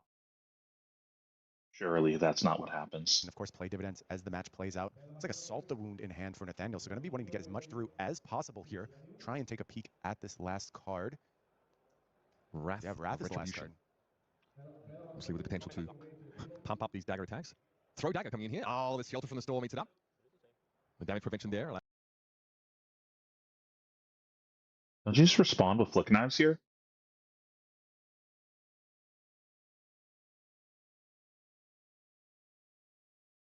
Allowing Edison to prevent the dagger hit. Does also mean the dagger doesn't need to be destroyed as a result of that, but there's going to be a flick of the Claw of Inserekai. That dagger, the big difference is it does not have go again. So the dagger went off to Narnia. Chain or quite happily flicked into the fray here. Still some prevention floating here for Edison. It was responded to, though, by the flick knives. So throw is the thing that's going to be prevented here. Oh, if you flick first. I don't know. I don't think so. I can block it more, right? Yeah. Okay. Here comes that Wrath of Retribution as we expected. Looking for, now of course, that dagger follow-up. That could be pretty terrifying. Syndra obviously online to rebuy her daggers here. With only one damage prevention on the Shelter, it means that that flick knife did come in, which means it was a hit registered on that second chain link. So we are threatening Master Momentum. Yeah, and that's going to inspire Edison U to pull out some defenses here. It looks like Barkskin of the Millennium Tree going to be the defense, and Shelter from the Storm does its thing, blocks off that chain link. Okay. Follow up here simply. Kunai of Retribution is, of course, buffed up by that Wrath, so 2 more damage on offer. Thus far, well defended here by Edison, and that Shelter from the Storm paying huge dividends, as it so often does against Syndra. How does Salt the Wound find application here? You, with the blocking that comes in from Edison, it's kind of hard to turn that into a Claw of Inserekai here. No go again, unless the Dragon Scale of Flight Path is going to be activated. Nathaniel looking for hits on this combat chain to unlock the Salt the Wound, so it will be used. Not only, now when used on a weapon attack, it allows for another swing. So often seeing the Dragon Scale of Flight Path get involved in a Wrath of Retribution term that does represent another dagger hit for 2. Yeah, a little bit of confusion here. Has to go ahead. I have yet to play the Ira And go matchup. on to the Claw. So does not have the resource as of now to go ahead. No, he has the reduction there. So they're just debating exactly whether he can rewind here. It looks like he wants to do things slightly out of order. The Dragon Scale of Flight Path gives target Draconic attack go again, and if it's a weapon or ally attack, can attack with it again this turn. Discounted for each Draconic chain link that is controlled, so free in theory. Oh, there's no dagger. Yeah, there's no dagger. So I should have retrieved them both. If I seen right, I should have retrieved Sounds like the judges are going to go ahead and get this one sorted out. We'll figure out exactly the timing of Draconic attack go So, again. so what happened? Unlock the Salt the Wound, so it will So he gives that one go again, and you can attack with that dagger again. When did he Syndra? Syndra, attack. Give it the ability attack again. You can't attack with a kunai again. Okay.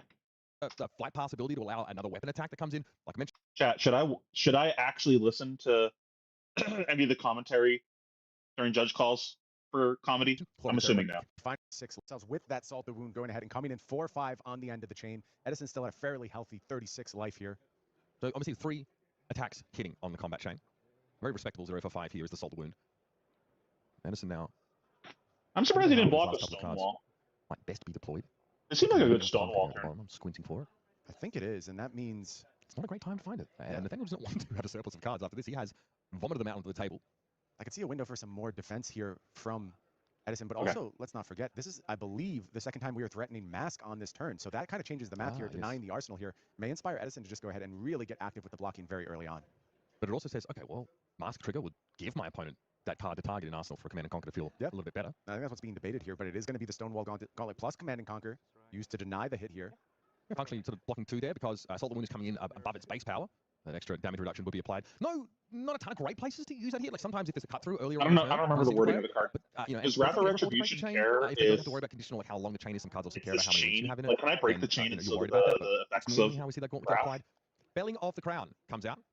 And again, needs 4 or more Earth cards in Banish to get that +4. Not there, yeah, but it is the first Decompose, and it is Disruption, Mitch. And as we mentioned, you really want to line this up at the right time. Syndra 3-card hands, they're not that good. They just aren't impressive. Yeah, Nathaniel hoping for a setup turn here. So, you know, as a result, hoping that Edison doesn't draw into further disruption to make that hard. And honestly, he's in luck. Again, there is a Rootbound Carapace, though, in hand for Edison. So, decomposition almost guaranteed here. Mental Block, I think, Burn Bear, Emeritus Scolding. A lot of Arcane to hand. Yeah, a lot of heavy arcane damage here, so certainly some guaranteed damage going to be on offer for Edison. Can kind of just pick and choose here what cards he wants to commit to the defense, and this is about extracting value from it. Also denying Mask of Momentum, you got to keep that in mind. But that first block on Was the I 5 muted? turn should be just enough to do it. And Mental Block will go ahead and refresh the arsenal for Edison anyway. Float a prevention. Shit, I think I So was you wanna talk- dodge that I one. If think you're in the Nathaniel seat, go ahead and respond to that. with I the meant to flip hit the mute button earlier. Claw of I Inserekai think I in didn't hit it, response to that but then Mental Block, re-hit so it when I went to start talking. Blood Spatter Vest also going to be triggered here, so another resource for Nathaniel. Okay, the Hunter coming in. Nice little firepower. Pretty decent turn off a 3-card hand. Ends up being to the tune of 12 damage. That's a thumbs up from me. And obviously, Edison. It's okay. I didn't say anything important. I think the only thing of important that I said was very important. the Stonewall Gauntlets. Not draconic in and of themselves. Okay, you guys did hear that. Kind of want to make sure you can smooth your turns out. But as far as setup turn is concerned, maybe my mic was working. Presented, Fealty token generated. Edison without disruption to send back. Not bad. Not bad for a small hand. And for Edison, there is the bailout of the Ponder token on the back of the mental block. So now the arsenal is set up. Plays against a 4-card hand this go around. Again, still not in those kind of scary ranges that Syndra can reach. It's all daggers. About those 5-card hands when they show up. How much damage can Nathaniel extract from them? And can Edison just prevent Nathaniel from playing those larger grips? Oath of Loyalty requires that all cards. You got to be happy on this turn. Edison's side. We're at 30. We got through the boots. We got through a Wrath. So that Fealty token may well find application. We've only burned one piece of equipment. Restriction, but it's a 3-blocker. It's 0 for 4. That's pretty good. Very powerful card. I got to call out, Mitch, at least thus far. Players less jovial than they were yesterday. And you know what? I appreciate that. I think you have to acknowledge the stakes. It's all good. It's nice to have a, very, very sportsman-like demeanor when you step into the future match area. And to be fair, these players aren't crossing any lines. They're not certainly hostile to each other. No. But they are more focused than we saw them yesterday. And it really does feel like maybe the moment this Pro Tour top 8 starting to creep into their psyches a little bit. And particularly with Edison, I haven't seen Edison kind of less than bouncy and smiling the entire time I've known him now, which hasn't been long, frankly, but still, in this moment, he really is starting to get focused up, and you have to find that next gear if you're going to become a Pro Tour champion. Safe to say we're going to get to know him a bit more, I think, over the coming years, Brian. This guy looks like he's here to stay. Oath of Loyalty into Rising Resentment has been the play. Nathaniel, honestly, has been kind of allowed to... Every time I've known Rising Resentment. It's just a judge moving the dice. Nathaniel, honestly, has been kind of allowed to do his thing for the most part. There's a failing of the crown that forces him into... I hasten to not call it a setup turn, because it still was a decent amount of damage thrown across, but this is still the game plan that Edison is happy enough to follow along with, right? These life totals are coming down on both sides of the table, getting more towards that more critical threshold. Blood runs deep, looking to do its thing, and now we get just a rebuy here from Nathaniel, and finally we can get back to that 5-card hand range with both daggers starting in play. So this is kind of the ceiling. This is where the damage can be presented, and you couldn't see Nathaniel go ahead and take the 4 from this Scar for a Scar any faster. Multi-format All-Star Scar for a Scar on the table. A more unique element of Edison's deck. I'm going to assume life totals just aren't updated. Also going to be the play. Nathaniel says, oh, you know what? I did not bring any Arcane Barrier. I choose not to respect it. If I do not see it, it doesn't exist. Yes, he does Thinking have about Spell Void. Claw Spell Void here is Nathaniel. Has to figure out whether that's going to be part of the next turn. Likely no. And this Claw of Vincerikai was a real pickup for Syndra in these arcane matchups. You might say, oh, that's just a little bit of prevention. How much can it matter? Over the course of the game, if your dagger, which you didn't plan on putting resources into anyway, is just generating 4 or 5 points of value, that's the difference between a bad matchup and a good matchup. Obviously, yeah, it's a draconic dagger, so could have found its home in Fang, but the guy already has supposed to be staggered. For a little bit, this is definitely a Syndra card, and it fits in to the game plan so very smoothly. This popped here to make Art of the Dragon Blood just not working. Draconic card. Going to be discounting out the next 3 draconic cards played. Hello? Super powered starter. My mute button just doesn't work on my Not only are you getting a 0-4 to kick things off, but you're going ahead and getting some reduction on every single thing that comes for the rest of the turn if you happen to have picked up any costly attacks. That's weird. Not many of them in the It must just be if you get that reduction, superseding the mute button because of my noise gate. 2 Fealty tokens generated on this turn. They all have go again. So again, a different That's unfortunate. but one that absolutely plays into Nathaniel's game plan. Another Mask of Momentum threatened here for Edison, and it looks like this time we are just going to go ahead and accept this. So Mask is going to do its thing, and a card is picked up for Nathaniel. So there must be a big offensive turn potentially on the return here for Edison, and you see it, Scar for a Scar into CNC potential. Holding on to Ring of Roses there as well, Rootbound Carapace. Wait, why are we letting the Mask happen? Not to flip Here. Dude, you're cheating me. I mean, these guys at the start of the game are they're very candid about the game plan. Nathaniel's like, this is my only line. I have to hope that you don't have this card. I was so excited to draw from Mask. I think that was exactly it. Nathaniel saw the Master Draw coming. He was like, yeah, I'll scoop that one up before he changes his mind. It's the three word phrase that every card gamer dreams about. Draw a card. And mark you, here's a Rootbound Carapace there. I think Edison was hoping just to get the full value out of that potential 4 block after Decompose. So Hunter will mark on attack and threaten another Fealty token generated. Correct. Yeah, Dragon Blood discounts. Yeah, and gets to pick that card back up. But I don't like the way that Nathaniel structured his turn here. Leaves him in the IP zone a little bit. Obviously, that Hunter not naturally with go again. So okay, maybe. Okay, there's a flick here. Yeah. So maybe Why did we let him efficient turn that Nathaniel was sort of hoping for. Maybe able to make use of the full grip here, but still putting that pressure down. Gotta say though, and he's aware of it. He sort of says it. Says a couple of why did we wait? Yeah, that was quite a big misstep here from Nathaniel, and maybe the intensity of the Pro Tour stage starting to sink in a little bit. I mentioned Edison really felt like he was settling in a little bit. Thus far, a little smattering of nerves on the side of Nathaniel. I think Nathaniel needed more that last turn. I think he needed things to have broken a different way. And now the disruption comes, and it feels like Edison is he's a genius. Life total range. If I let him draw it's never a good thing. It's more likely that he has an arsenal for the CNC. I just didn't have the vision. You're starting to see the I see. And he knew that it was an IP for some reason. I just didn't see the vision. Does have the option to protect this arsenal here. What's the return fire? I don't think it's So bad. particularly compelling. Oh, that's Got insane. blood runs deep. Throw dagger in hand. Both ancestral empowerments are taken there. I'm going to say Edison new white knuckle grip on the reins, but he has maintained, I'd say, control of this game. It hasn't gotten out of hand. It hasn't snowballed away from the Verdance player. That's exactly what they want to see. Yeah, let's not forget about virtual life totals, Mitch. Those Storm Striders lurking down there in the corner, waiting to have influence over this game.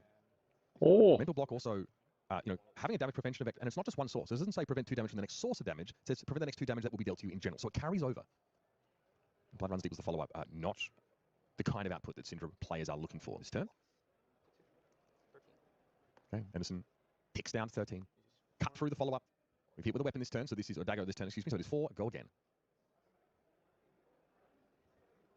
What is our wizard player sitting on? Another Command and Conquer?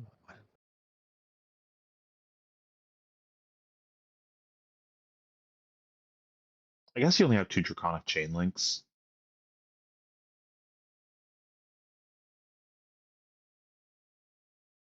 Yeah. Maybe it's better to crack a fealty here. You could like crack a. You like get an extra point out of cracking fealty here. You crack fealty, make this Draconic, re-equip both daggers for free. Use your last resource to swing the Spell Void dagger. I don't know if that's really worth it. Because we haven't seen any of the funny Art of Dragon shit yet, right? Like we still got all the 1 for 5, 1 for 7s left in the deck. Probably not worth it, but at least want to shout that out because like Edison is getting low enough that like 1 extra point is kind of non-trivial. The dagger this turn, excuse me. So it is 4. Go again. What is our wizard player sitting on? Another Command and Conquer? Might have been a felling. Yeah, I'm not sure I saw a bunch of resources in the hand, so I just gonna take the opportunity to go ahead and defend here, and knows there isn't going to be an arsenal on this turn anyway, so comfortable giving up the Command and Conquer. Does have the blue though, and that's going to be Cadaverous. Telling 8 is a big number. Oh, we have a hero power? 17 for Nathaniel, and you just can't afford to block. You have to find offensive output, and now a very vulnerable 9, Mitch. Yeah. Obviously, the magic number, because of the presence of that Spell Void dagger, I think Edison needs to walk Nathaniel down just a little more. Get him down to 8 because of the Spell Void presence of the Claw of Vincerakai. It does take the Claw of Vincerakai out of play, though, as a potential flick target if you want to maintain safety at 9. So we'll have to see if that influences the lines that Nathaniel is able to take over these closing turns of the match. And we're also operating under the assumption that a Burn Bear is just sitting in the arsenal, right? And that's never guaranteed. Warmong's Diplomacy, there is a shelter from the storm there, so definitely can interfere with flick knives, maintaining your hit status on these chain links. Always an interesting question when you're taking on Syndra. That prevention effect so Is the good. arsenal a Split random links, but plunder also 0 for card? 4. Also good, Mitch. Cover up something like this Oath of Wasn't Loyalty paying very attention. cleanly. Stuff that first chain link, make Mask of Momentum more complicated. So a lot of options defensively. It's not a for gravy Edison, game. and I I'm believe not that's what locked he's in. in the tank about at this moment. Does have some arcane damage to potentially offer on the next turn in the form of what I believe is a Pulsing Ether Life. We at least can see the life side of that card. Maybe an Everbloom in this case, yeah. Got just a peek at the bottom side. That always welcome Oh. that first chain link Take your time. against the Syndra. We just need 1 more point of damage. That was pretty quick, but the Sleeping Mirror ended up descending into mid-range shenanigans. Time for Edison to take the first count of his deck. We saw him very deliberate about this process when he was taking on that Italian Arachne at the end of the day. Yep. Always considering the possibility, what if this game goes just a little bit longer? What are we checking our deck size for? How is that possibly ever relevant to this game? Huh? This is going like 2, 3 more turns, maybe? What are we trying to see maybe how many cards are left in first cycle to see the odds of us drawing into a specific card? Maybe? This is critical mass virtually, life-wise, for Nathaniel. There's some monster structure return here that both keeps his life total high on one side and also can start to threaten, but no attack action in this hand. Thinking about Says no trying to get blocks. Nathaniel to 8 somehow. Edison himself is going to fall to 9. There is some life gain available in hand in the form of Heartbeat. Here's another 0 for 4. It's Blaze Headlong now coming through. This one is going to win the shelter. Yep. Flick from on that Edison. chain link. Time for a flick. Now, we've seen 2 0 for 4s here for Syndra. Not necessarily the normal rate you'll see. I mean, it's like those 0 for 3s that are highly blockable. Just like this one. Display loyalty, 3, go again. Obviously needs to be blocked. Creating a fealty token. Oh, But Ancestral has getting the over. Ancestral last one, Mitch, and Sat picks on up that. a card. Okay. Display loyalty goes up. Draw a card off Ancestral Empowerment. Draw a card off the Mask of Momentum. And all of a sudden now things get a little bit more stressful. Yeah, this turn will continue for Nathaniel. That was a massive moment in this match. And now the chain links will pile up. Fire Tenant strike first. And that means there's more to come. And it's going to be buffed I couldn't up as possibly this turn rolls care. on. Our next Draconic attack will be getting I'll +1. block So the a helmet heck of if a I lot have of to. 0 for 4s here for Nathaniel. Can he put a Lava Burst in Lava front? Burst, perfect chain ender here. And the output went through the roof All of for a sudden, Nathaniel. Now I have Pressure to now care. and you just divest himself of the rest of the hand. He says, I just need Unlucky. to take a seat here. Big turn for Nathaniel. What an answer to come off the top. The Lava Burst chain ender for 6. He's sitting on 3 fealty tokens. His opponent basically just has to pass the turn straight back and hope that that Shelter from the Storm is going to be enough. What a miracle turn for Nathaniel. And now he has to keep the momentum rolling. Kick things off with the Ravenous Rabble. Big reveal Oh, coming up. yeah, It's not the red, legal Blaze play. Headlong. In comes the Crown of Providence, Edison. What is he recycling here? Looks like the Scar from a Scar left their hand. Looking they for catch block it? value, I believe, is Edison. Fruits of the Forest? Yum, yum. Okay, a little bit of life. That matters. Absolutely relevant. And we've got another Lava Burst in the hand there, I think. Nathaniel has to keep the pressure up at a quasi-comfortable 9, as we said with that Claw Fin Zerakai floating around, does have some coverage. So demonstrate devotion in the hand here. That obviously requires 1 resource to play, but it is a 1 for 4. Creating fealty, but that's getting less and less important now with how many there are. So Nathaniel might be looking for a blood-splattered vest trigger to let him pay for that. I'm thinking, how can I guarantee another Mask of Momentum connection? He's going to be so careful with the Claw and Zerakai. He knows he's How do we block literally hat figuratively here? playing with fire there. No reactions. 2 more damage coming over the top. Edison U is down to 2. We know. Always life gain in the tank. Pitch the Lava Reverted. Burst. Okay, resource needed here. Kunai of Retribution. Now Edison getting close to being, as we call it, Kadachi locked, but in a position where you rampant have to hand? give whole cards up to these Kunais. Still potential for Blood Spattered Vest to contribute more resources to this turn. That Lava Burst leaving. Very, very interesting. Yeah. No blocks. It does No mean reacts. that does demonstrate devotion would be paid for. Nathaniel, I think, really wants this to hit. Edison's debating. Has Shelter from the Storm in hand. Can go ahead and get those shields up. Is this the moment? No reactions. Falls to just 1. Okay. Flick Knives still online. Nathaniel has to guess, basically, that there's a Shelter in the hand if Edison is willing to do that, or a way to gain life at instant speed. Otherwise, you don't go to 1 here against Flick Knives. Resource has been reclaimed here. Is it Fealty. Under the Dragon? Yeah, Oh, it's Under the Dragon Fire. What a pick here. When Draconic, this one can be a real problem for Edison U. Yeah, surely you Have to respond here by activate gaining 2 Shelter. life, because Under the Dragon Fire deals 2 damage to any target on an attack when Draconic. deny That the is a chest. devastating card to run into here. Now we need to answer the 5 damage. It looks like 2 cards, maybe one once again here from Edison, and we'll have to play with a 2-card hand. Oh yeah, sorry. That 2 is going to be fine. And Edison again Back to 1. falls to 1. I don't understand this helmet block. Silver lining. Scar for Scars online. It will be. It will be for quite some time, apparently. Way to look at the bright side. Yeah, absolutely. You got to count your blessings, especially when the rest of them are banned from the game. This game approaching a very interesting state here because Edison still has Stormstriders, and it looks like 2 cards are going to be defended with. What is the arsenal for Edison U? Is it a big salvo? Is it Needs enough damage. to get Nathaniel into range? Scar from the Scar from Arsenal would be fine, right? He needs to knock Nathaniel down just a little lower. Nathaniel still has some block value, though, in the form of that Mask of Momentum. And with an arsenal seemingly set up here, something like giving Mask +1 card with your opponent at 1, you're feeling very, very good. This about the is chances of close this down is that pretty game. suspicious. Flick Knives, of course, usually we term as inevitability. A little You bit just put different the with shelter birds, in a front lot of the life being rabble and rolled up. put the Potentially helmet go in ahead front and of stop the that Bird of quote-unquote Dragon inevitable Fire. damage. Also shields like Mental Block, like Shelter from the Storm. And you're seeing Edison really having a hard time with this last 5 damage being offered. There's no efficient block here. Edison has to find a coverage of 5. And he's deciding which of those 2 cards he's going to be sending away. I hate to do it, Mitch, but I'll actually say Nathaniel has done a very good job letting go of that flick that he passed on earlier on in the game. Of course, with Edison at 1, you wonder how the context changes. But I'm not really seeing it in Nathaniel's demeanor right now. It happened, he accepted it, he moved forward, and has played the game very well from that point. Found some magic off the top of the deck, Ancestral Empowerment, getting him a Mask of Momentum trigger, and the hand really unlocked. And since then, Edison has been on the back foot. This is really complicated because Nathaniel's also. Yeah, I want to watch all of the top 8. We're just not going to yap as much about the non-gravy games.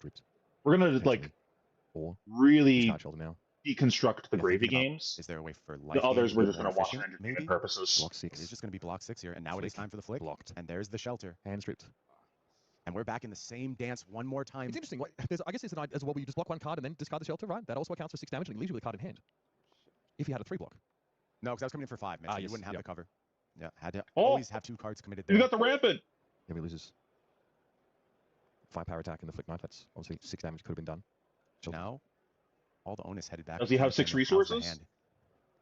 Double hot on their hands. So You need... And a oh, Blaze Headlong, so it's going to need to go ahead and pitch a card here. Yeah, it's a little awkward because you do need to get the two Draconic Chain Links.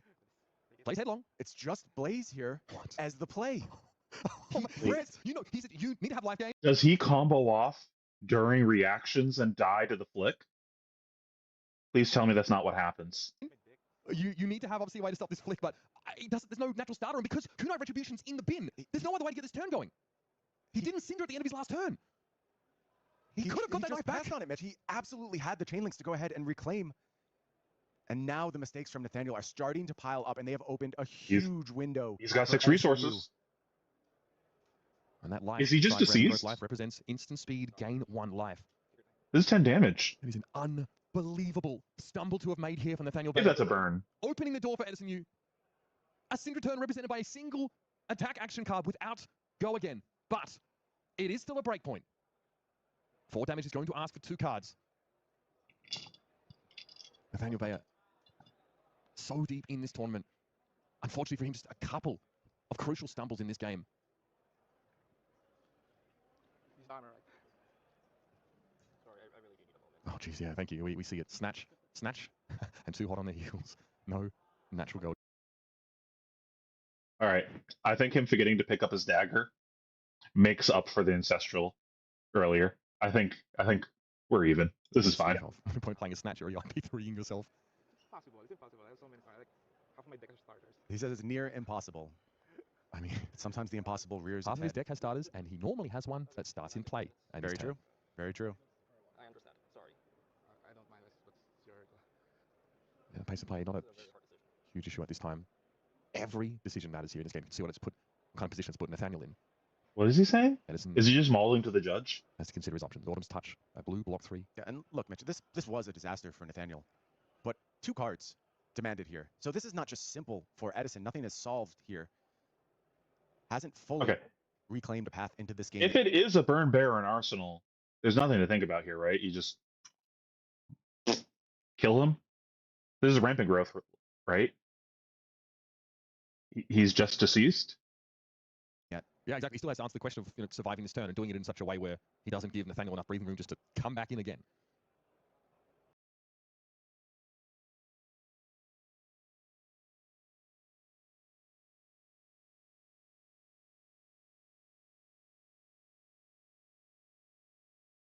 You just don't do it in reactions.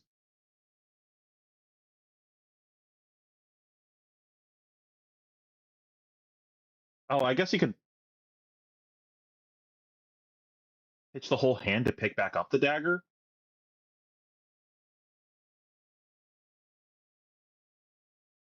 Yeah. And it's just a question of what he wants to play his next turn with, thinking which is better, something like Heartbeat of Candlehold into Waning Moon Act. Okay. Given that, then you just like block 6. What, rampant gain 1 to mitigate the dagger flick? And just burn bear pass? Hope that your next hand does something to Striders. Activation or a Plow Under? That is the question here. Has to check the graveyard. You could also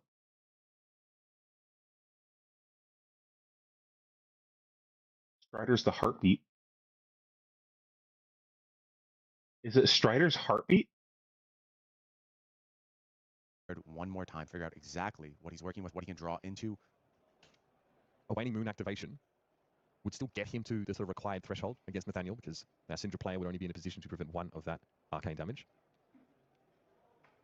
Don't know if the Plow Under is actually going to play Heartbeat. I think it may still be short of the threshold. There's a number of cards in Banish still. Block with 1 card. But Edison not otherwise representing Take being turned on. 2, go to counting the deck 2. one more time. Trying to understand how many fresh draws are left before he actually knows the contents of the deck. Definitely feel like we're getting close to a decision here. For an abysmal hand, it has generated a lot of debate for Edison. Just a 0-4 presents a world of problems. Edison has not found the path forward yet. Yeah, and what a problem, but obviously couched in the context of this turn from Nathaniel being about as bad as possible. It's not just a stumble at the last hurdle, it is a face plant into wet concrete. At least he'll have left his mark on the sidewalk.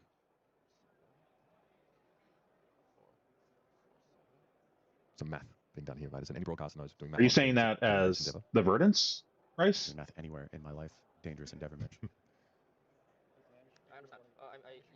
Yes. Sorry, I block. I understand. Box. Go to. He's going to go ahead and defend with that plow under, and now it's time for Storm Striders here from Edison. He needs to. Before Storm Striders, I can. Nathaniel asking if there's a window to respond here. Checking for a window He's here. doing what I said before. Oh no, is he doing the Striders in reactions? The claw of Inserikai? Why would you do this in response to the Storm Striders activation. reactions? That's a scary proposition. Oh my goodness, this is getting a little absurd. He is. The current block represented by Edison would still have him knocked out of the Pro Tour with his attack to resolve. Is going to let the Storm Striders resolve here. Here's Edison. Heartbeat sends Burn Bear on in. In response. Claw of Inserikai going to Spell Void here. Burn Bear for 6 is good. It is 6. Nathaniel here just trying to think back. How bad is 6? Is it something that I need to Spell Void away my claw for? Seriously, just or pitch 2 reds to bring his knives back again, maybe. 6 down to 3. Yeah, flick is 2. Flick the claw of Inserikai. He's going to flick, and there's going to be the life gain. And Edison stays alive here. And the other side of this rampant growth represents an amp effect for the Waning Moon. For lethal. If I didn't flick, I'll win. And it gets the fold. What?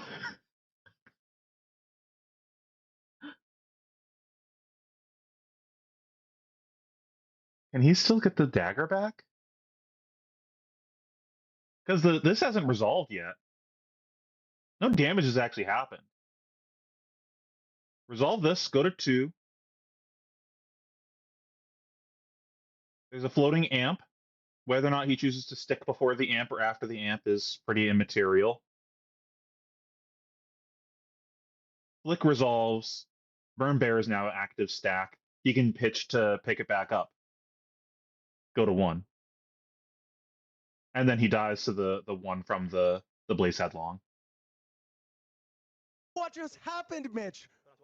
Unbelievable. Edison Yu has gotten away with it. Not just murder, but evisceration out there in our third quarterfinal. He has it. It's represented on the table. Oh my God. Rampant growth, life, an amp effect for the Waning Moon. Nathaniel just in the tank trying to find out if he can afford to kick that claw, and he goes to the aggressive line of flicking his lifeline at Edison, who's more than happy to punish him for it. Verdance advances here into his life.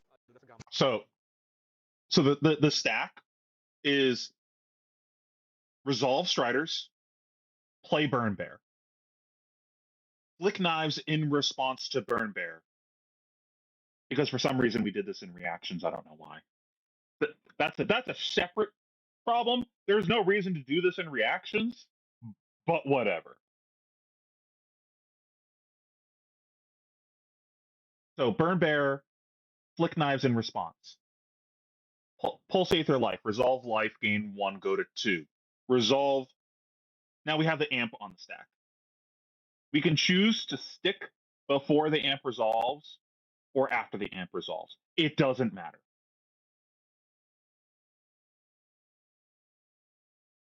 Either this is 3 or 4, it doesn't matter. The amp goes on either of these, it's the same thing. This all resolves. Then we resolve the Flick Knives. He takes 1. He's at 2, so he goes back to 1. He then activates Syndra to pick back up the dagger. And now he has Spell Void 1 again for the Burn Bear on the stack that has not resolved yet. So he gets to double dip on the Spell Void. And it's not material where the amp goes. It ends up being the same thing. If he wants to Waning Moon at any point during this, it ends up being the exact same turn. It's just it doesn't matter. There's no like on hit for any of this for the amp to matter where it goes. But the flick hasn't resolved yet. This still has to resolve. It's not like this just doesn't happen now and the Burn Bear hits.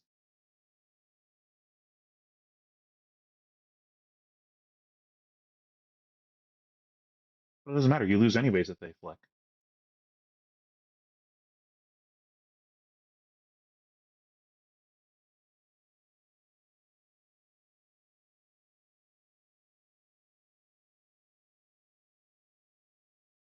Activate hero power, discard 3 cards.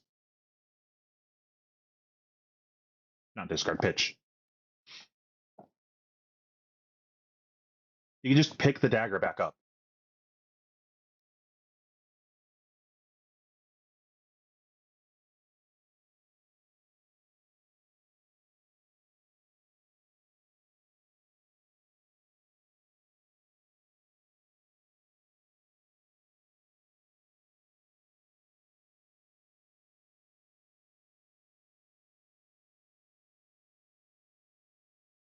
Okay, but getting an extra point of arcane doesn't matter when you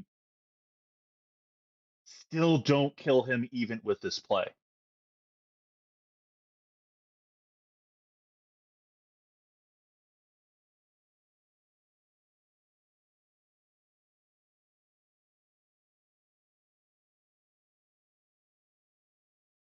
I mean, I guess that's wrong.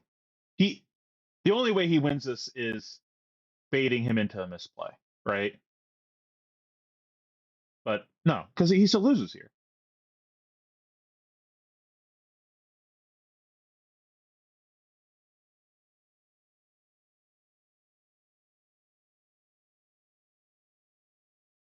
Am I mathing wrong?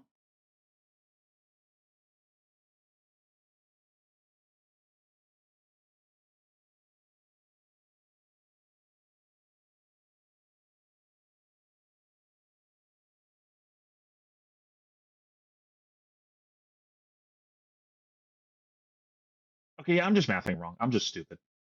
I'm tired.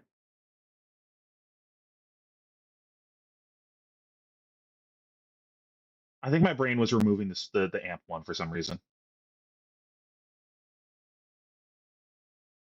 No, you're right, chat. You're right.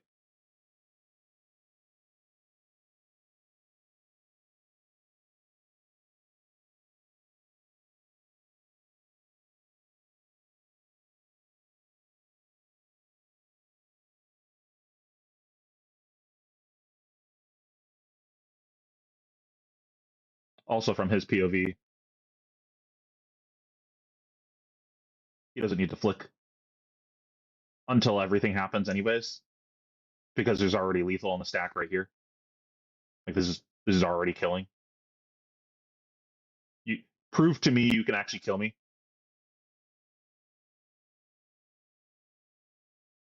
Okay, let's see the reaction. And it gets the fist bump! What just happened, Mitch? Unbelievable. Edison has gotten away with it. Murder, not just murder, but evisceration out there in our third quarterfinal. He has it. It's represented on the table. Oh my god. Rapid growth, life, and amp effect for the waning moon. Nathaniel just in the tank trying to find out if he can afford to kick that claw, and he goes for the aggressive line of flicking his lifeline at Edison, who's more than happy to punish him for it. Verdance advances here into our semifinals, and one of the most cantankerous displays of flesh and blood I think I've ever seen. So sorry. I just don't know what I witnessed. That was one of the craziest games of Flesh and Blood I have ever seen. Poor guy. Bring the bracket up. Okay. Here we see the story of this top 8 now in the bottom half of the bracket. It will be Edison Yu That's taking on tough. Hockey to Pocky A. We have potentially an all French-Canadian finals developing here. An interesting wrinkle for the rest of our top 8, Mitch. But I'm going to need a moment to compose myself. Sorry, I have a good deadpan look at Edison's face.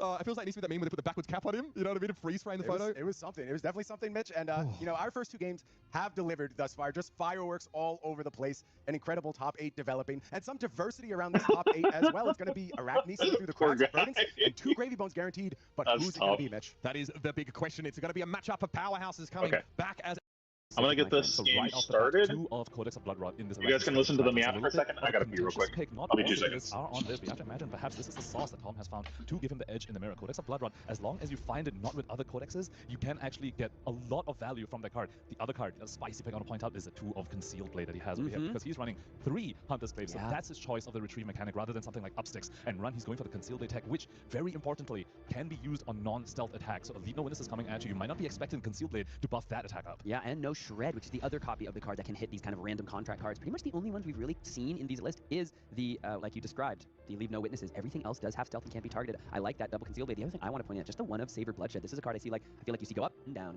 because sometimes it's just that +4 pump. It's a little harder in this deck to be marking consistently without the Flick Knives, other than with, like, Arachne Marionette. And so often that card just becomes that 0 for 4 pump on a dagger, which is not exactly where this deck shines. So we've spoken a lot about Tom Escoffier's deck list. Let's go ahead and take a look at Jimmy Nguyen's profile over here, going 6-3 in Classic Constructed and picking up 1 loss in the draft as well. Remember, Jimmy Nguyen is our 8th seed over here, the only X4 to actually make it into the top 8 of World Tour Singapore. Yeah, we talked about it yesterday. He said, Sam, a lot would have to go right for an X4 to make it in, and a lot went right for Jimmy Nguyen, just sneaking in. But if there's one thing we know about Flesh and Blood Pro Tours, World Championships, and top 8s, it's that the 8th seed always seems to have some kind of special sauce. We got that team, Stroop Waffle. You know that team well. The Doppelstein, LGS, and look at those top finishes. First Pro Tour beyond a top 64, although he did hit that top 8 calling prop just this year. The 8th seed buff, indeed, as we like to say it over here, taking a look at Jimmy Nguyen's day 1 run. A bit of an unfortunate start, picking up a loss to Katsu on round 1. But other than that, almost a sterling record, except against Surrey Wu, who is also in the top 8. I don't care about the decks. Counter playing through the crowd. Let's go forward. Well, the stage is set. The lights are bright. The players are ready to slip through the cracks. It's time for the second quarterfinal match here from Pro Tour Singapore. Jimmy Nguyen. No, right back Shroud. 8th seed playing the 1 seed. Beautiful. Extended art. Findall Spring Tunic gets that first counter, and we're off, folks. What's on the Flick Knives on Tom's side? Both players sporting the same set of equipment. Not a signature, is it? Is it an alt art? Flick Knives and arm slot and black tech. Maybe it is a signature. In the leg slot, which offers an extra attack reaction for cards like Bonds of Agony, and of course 1 point of block for pesky breakpoint blocks, particularly Leave No Witnesses. Hunter's Clave coming in. 1 with go again. Pretty easy blocks for Thomas Gauffier, and that's going to take the Command and Conquer. That's a copy that we might see rip on back to the arsenal with the Codex of Frailty. Getting that engraver is pretty nice. Block with the Command and Conquer early on. Very important in a deck that runs 3 copies of Codex of Frailty for sure, as you pointed out. So yeah, the turn wants to continue for Jimmy Nguyen. I have to imagine an arsenal would be important. Take a look at what he's working with. So he's got his own copy of Arsenal Disruption in the form of the Leave No Witnesses and the Savor Bloodshed as well.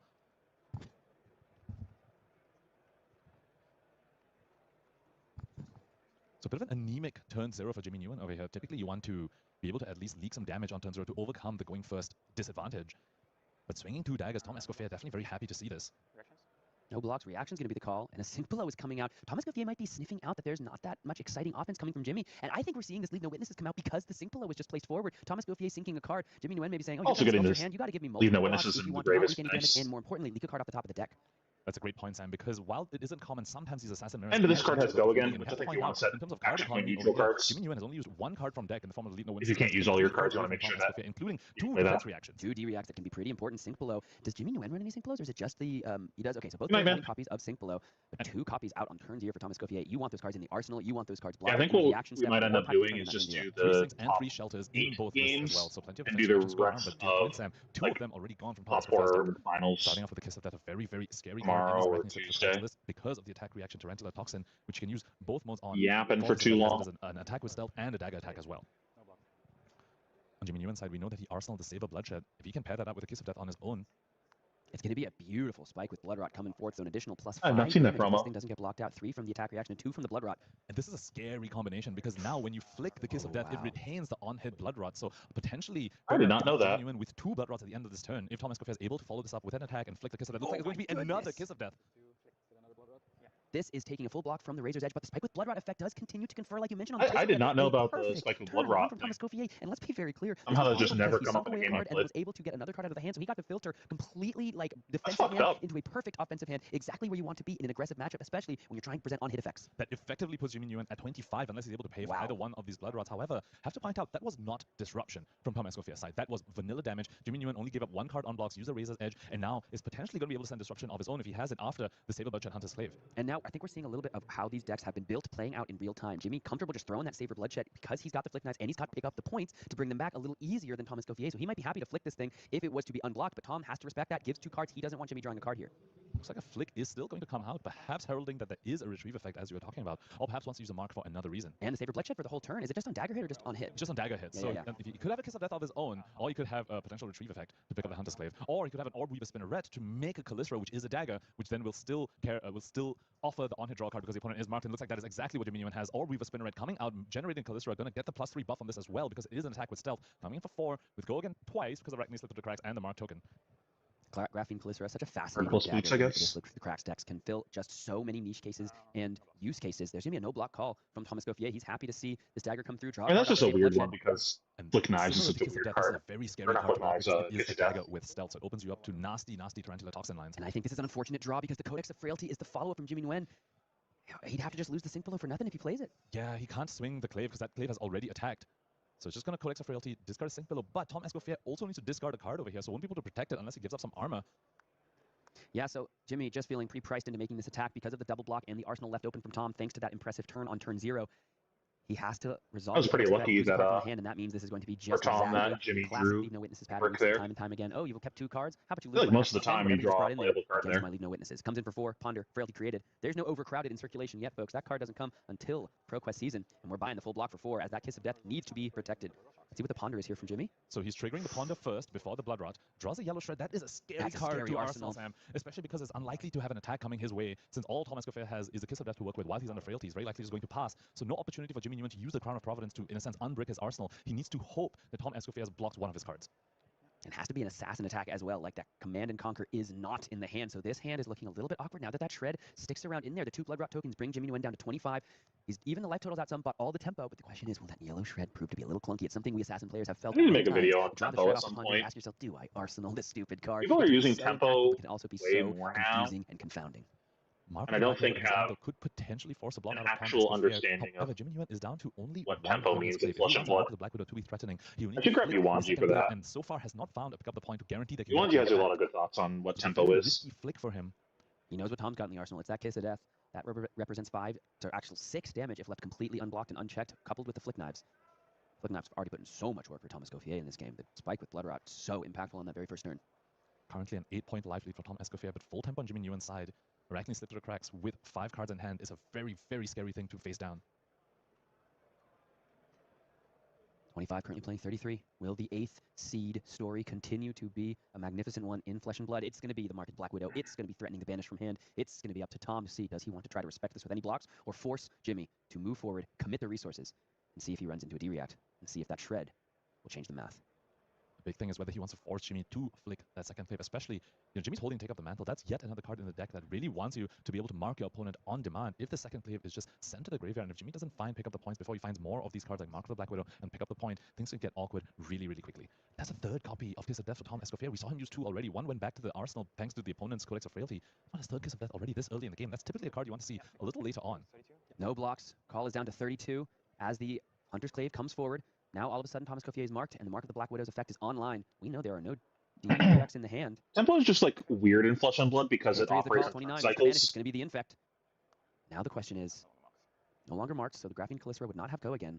You throw down the Leave No Witnesses. Command and Conquer, I believe. I think he also has Leave No in the hand, no? He does? Yeah. It's the pitch, actually, just to come in with the Command and Conquer, just to utilize all the cards in the hand, and force Tom Escoffier to give some blocks or give the Crown to protect that Kiss of Death. Looks like it's going to be the Crown, put the Kiss of Death on the bottom and just utilize the hand in other ways.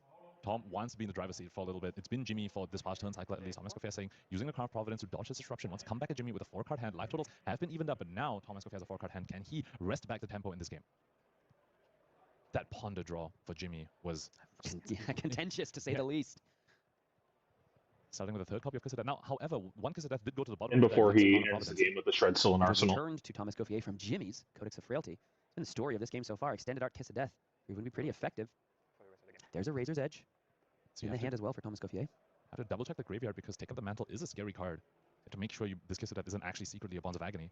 No Bonds of Agony currently in Tom Escoffier's graveyard. This is an awkward Justinic. 2 Infects and a Razor's Edge. More vanilla damage. Yeah, and if I'm Jimmy, I'm maybe priced into taking this to present my own damage later in this turn. And Kiss of Death, you can't block Kiss of Death. Tarantula Toxin is too scary of a card, so even though Jimmy's hand is a little bit awkward, he'd like to block because specifically this Kiss of Death is just forced to take the full 7 damage, and it's going to be another 2 because this Kiss of Death is going to be flicked. Now, both players know that there is no way for this Leave No Witnesses other than the Concealed Blade to get over. But Jimmy's not going to respect that. He's just going to block for the total of 4. The Flicked Knives is going to confer the 2 damage from the Kiss of Death, because when that dagger hits, it deals an additional damage.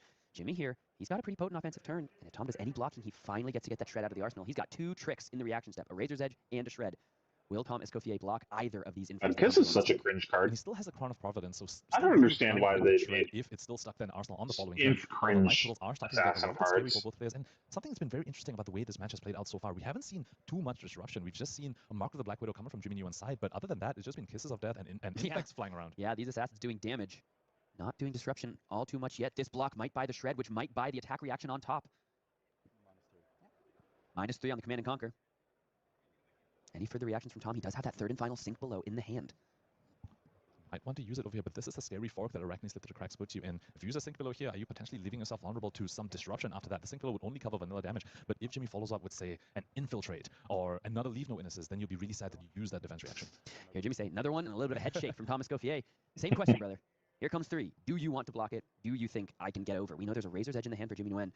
So this Infect could get even more scary, up to 6 and an additional +2. It's going to be a block from the Orb Weaver Spinneret. Let's see if the Razor's Edge comes forth. Yes, it does. Does that mean that the Sink Below is going to come through to deny not only the +3, but the additional 2 damage from the Blood Rot Pox? Sink Below effectively going to be a 5 block if it's used here to deny the Blood Rot Pox, but that means Tom Escoffier will go into his turn with only a 2-card offense, and when Arachne Set of the Cracks comes in, if you imagine if they treated so much easier to block than 3 cards. Warrior just the threat of what a 3rd card or could Guardian be makes like the deck very, very terrifying. So treated Guardian with the same treatment of looks like he will quality of the on 3rd hits, and last Sink Below, or treated Warrior with the same quality of reactions, and defense reactions abound there's on that no cycle. correct Jimmy Nguyen, no Arsenal, choice but only the to Orb Weaver how to Spinneret in the block hand for Tom this Escoffier. that they gave When he see Assassin. an attack in that People arsenal, would he be can come in to be able mauling. to flick a glaive to make that Orb Weaver Spinneret even worth playing. There's 2 more damage on the Blood Rot Pox. All of a sudden, the game's gotten a little closer, and it's Persuasive Prognosis in the hand. Instead, Assassin's just the Block best of Orb both Weaver Spinneret, excuse me. worlds. So the Persuasive Prognosis is coming here 1 with go again. Jimmy Nguyen's going to say, how many attack reactions have you seen or played? And he just a nix. I expect we're going to see a lot of this match, Sam. Double checking each other's graveyards. How many reactions have you played? How many Kisses of Death have you played? How many Codexes have you played as well? That is the fork that Jimmy Nguyen currently is in over here. Is this going to be an attack reaction to pump up the Persuasive Prognosis, or is it going to be followed up with a Codex? You can see what Jimmy Nguyen is looking through. Sees all 3 Sink Belows are gone. I don't believe Tom has played a single Codex. No, has not. Has played a Leave No Witnesses, though. However, with the Crown of Providence still up on Jimmy Nguyen's side, perhaps it doesn't need to be too afraid of a Codex. Could just Providence away the card he puts back in there. This is a really important block for Jimmy Nguyen. Let's take a look at the colors that Jimmy Nguyen has in his hand, if he would show it to us instead of putting it down just as we switch over this camera. Okay, brings it right back up. I believe I see 2 blues and 2 reds as well. So Persuasive Prognosis is very, very likely to hit. The only way it would miss is if he hits a yellow off the top, say, take up a Mantle or Codex of Frailty, which is very, very unlikely. To block and be blown out by an attack reaction would be devastating here for Jimmy Nguyen. And if you put a Crown Providence block in front of this to try and say, oh, you play around, say, another stealth attack from Tom Escoffier's side, you could just get blown out by Codex of Frailty. Yeah, that's the problem with Slippy. You never know what's following from here. And you don't have a defense reaction to react to your opponent's It's so bad. I just like really, really awkward when you're defending these Slippy blocks. And just one started never blocking And it's Tom with the additional counter yellows. He's got the additional Blood Rot Codex. Just like, whatever, man. Blow me out. I don't care. Prognosis missing when the hand is red and blue. Looks like Jimmy Nguyen might be even considering a 2-card block on this turn.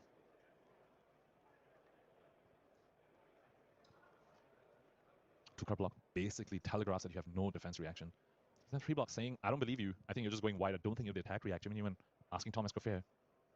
And what's fascinating is one of the cards left in hand for Jimmy Nguyen is a Bonds of Agony. Here we rewind I'll have to a wait and bit. see when we see. It looks like it's just going to be the call. The block like the end of the gravy game. Successfully sniffing out that go to the this was end a of huge turn for him to get right. the first game that we watched.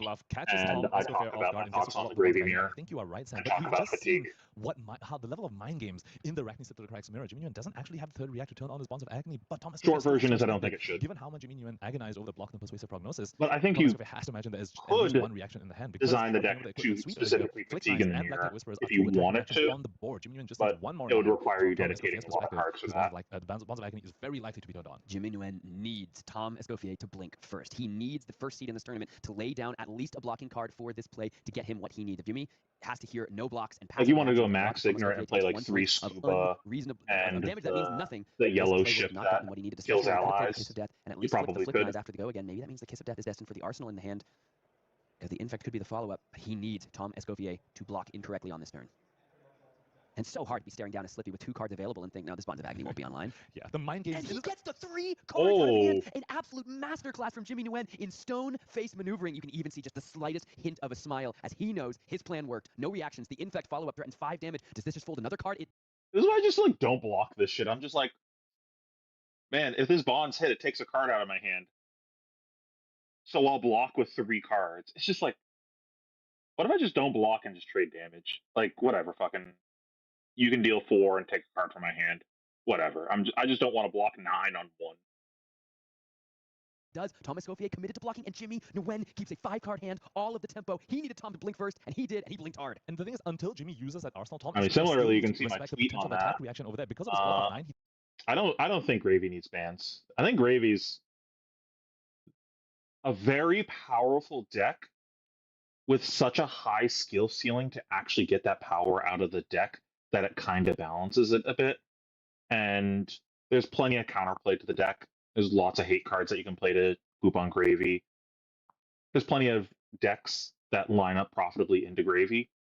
If you look at the this is just going to be I'm going to believe the statistics. I didn't fact check it myself, but Cody posted a thing in the Runaways talking about the win percentage Gravy had for the Super Armory guys, and against Syndra it had a 40% win rate, and against Slippy it had a 50% win rate, just for the people on that team, not counting other Gravies throughout the tournament. So this is probably some of the best Gravy players in the entire room.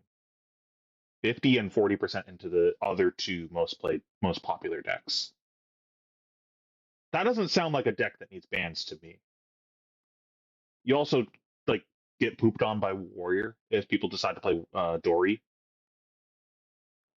I think it's fine.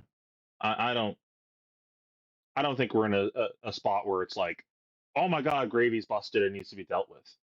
Gravy just does powerful things. Like, decks should do powerful things, and there's plenty of tools to deal with it. I just think it's a little silly that it feels like a lot of the design choices. It's like you combine the best parts of MST and Dromai. Like, what if we took Dromai but got rid of Phantasm and made it so the deck didn't have to play all reds, but also we did the MST thing where the cards I'm actively trying to cast are my pitch cards. Did we learn nothing from the past year of Fab when it came to that? I guess not.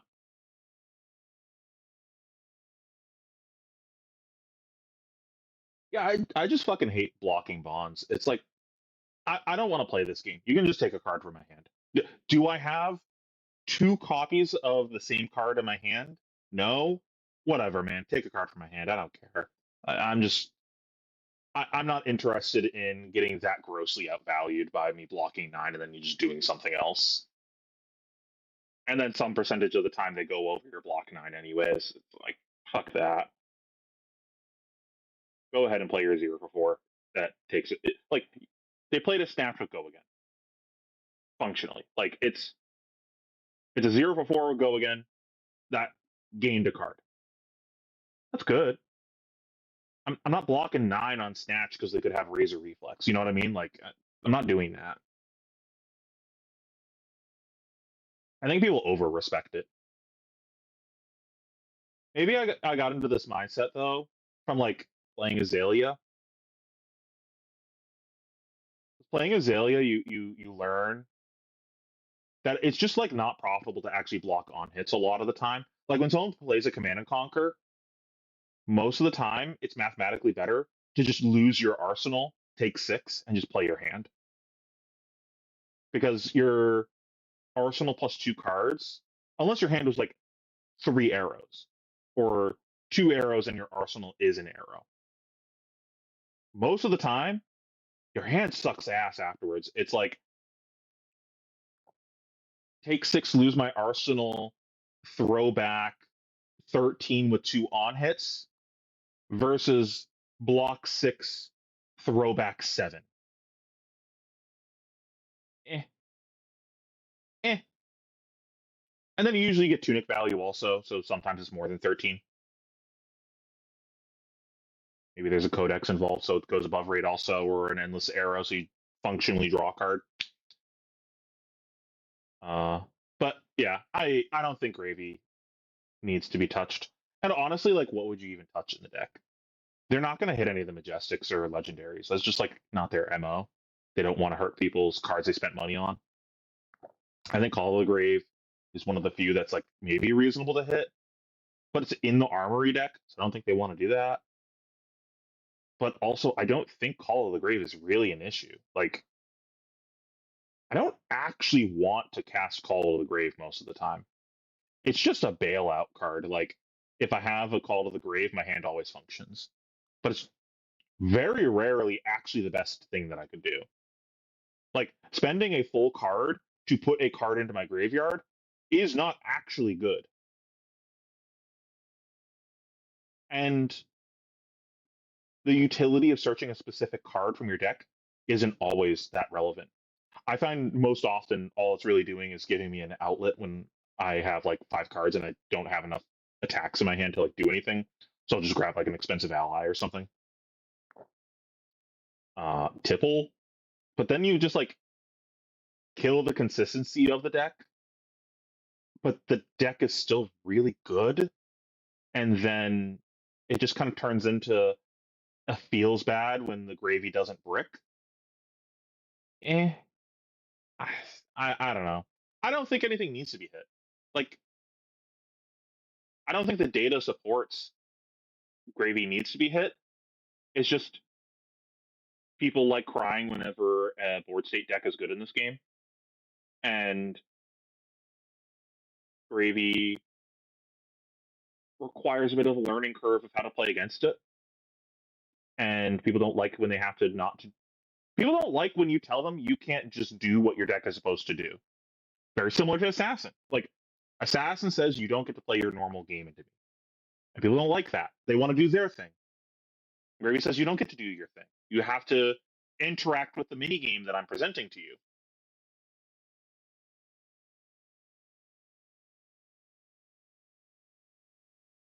It's just like a psychological thing of but I spent money on these cards and built this deck and spent this time working on this. I want to do what my deck is supposed to do, and you're not letting me have fun the way that I want to have fun. So you get a very visceral reaction to that. I understand. I have that same visceral reaction to Assassin. It's fucking cringe. But I'm not out here calling for bans. It's get good. For what it's worth, I do think CYB was also some level of get good, but I do think it was also bad design. Just shouldn't have been generic.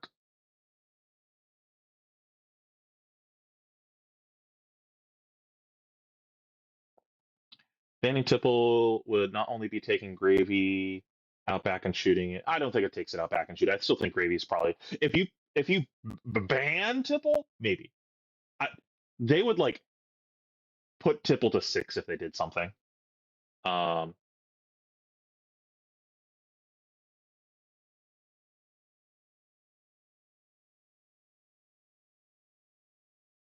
mean, Marlon's already 1 foot in the grave, right? Didn't actually get any information. The only information that he got was that that's not a Justining. Is basically, oh, it's not 2 reactions, is the only information he got. That could still very well be a +3 react. Could actually even be a Justining, because that would have put the bonds of agony up to 9, and Thomas Escoffier did block 9. So the Arsenal card from Thomas Escoffier's perspective, still a complete mystery.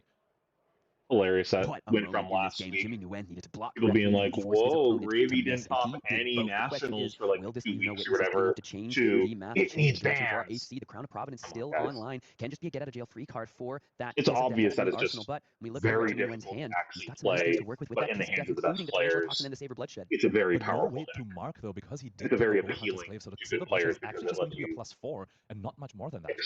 have a lot of chance for skill expression. I can't get over that previous turn cycle, Sam. That was fire. He called Tom Escoffier's bluff, and then he had to do his own bluff and have Tom Escoffier fall for it, and was successful. But what is he actually getting out of it? He still uses 2 cards there to block the lead no witnesses. Once it keeps the Providence up. Does have the Saber That would have been Bloodshed actually right now, kind but of sick. No mark. Oh god, then it would have You just counted pump the this thing life up gain to 7 blessing and for try to get Guardian. your to 6. No, Yes, fuck try to that. get your opponent to do a clean block. Looks like that is going to be the call. He's just wanting to threaten an enormous amount of damage. This would be 7 points. And because of Tunic being up, he can Yeah, actually right. still send the Kalistra right after Been this Kiss of really Death, which will enjoying allow him Gravy to for flick that. the Kiss of Something Death, to add his opponent for sink an my extra 2 teeth damage, and into. also That's confers fun 2 to attacks on play. this turn, which are both Tag attacks and Stealth attacks to go with the Tarantula Toxin that's in Jimmy Nguyen's hand. Yeah, so here we go. No I blocks. It's gonna be haven't the cause of felt 8 that damage taken, and the Kalistra gets to come forth itch for 1 and scratch, if threaten that makes 2 sense, additional since damage OG from the Kiss of Prism. Death. A little bit with Dromai. Taking Dromai 3 for tokens a all different the way reason, down to though, 9. of Jimmy the Nguyen puts a macro Tarantula game Toxin in planning. Arsenal. We're starting to get a precarious life total. We're starting to get a life total where both players might need to start blocking these Kiss of Death, might need to start blocking these Kalistras, which puts you That's in true. Tarantula I mean, Toxin range. people were playing Slippy and Syndra to target Gravy.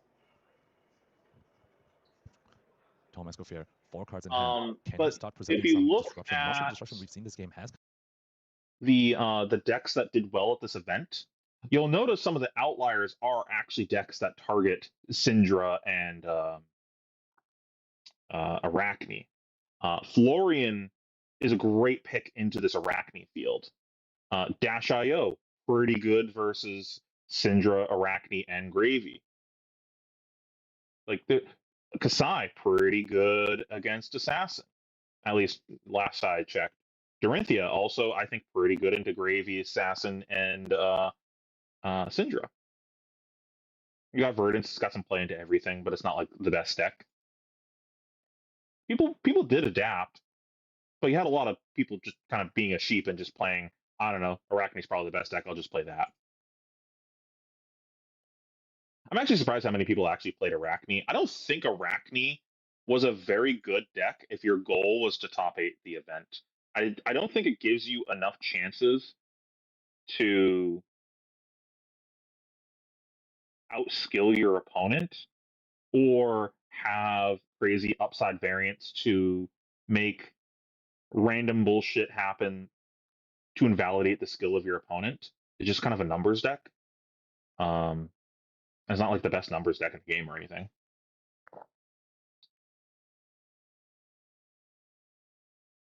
Yeah, I just thought Arachne was like a good deck.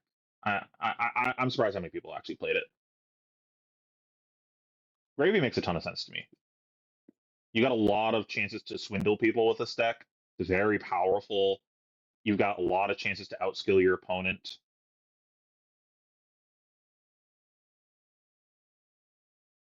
Anyways, come out from Jimmy Nguyen's side.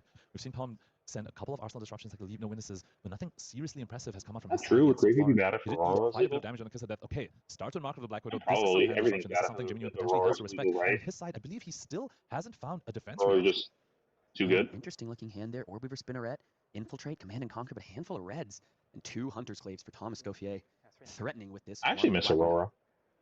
I actually really enjoyed playing Aurora. I just wish they banned the disruption. Liquor Wisp. See, Jimmy Nguyen is interested in doing the same. And that force of the second clave being flicked was actually massive. It has had such a snowball Aurora effect on this really game already. It means the single bloodshed reminded of the previous turn from Jimmy me Nguyen's side was of just +4 because no further way for Jimmy Lexi, Nguyen of has how not you found thought what through his turn turn calls to pick up a cycles, point.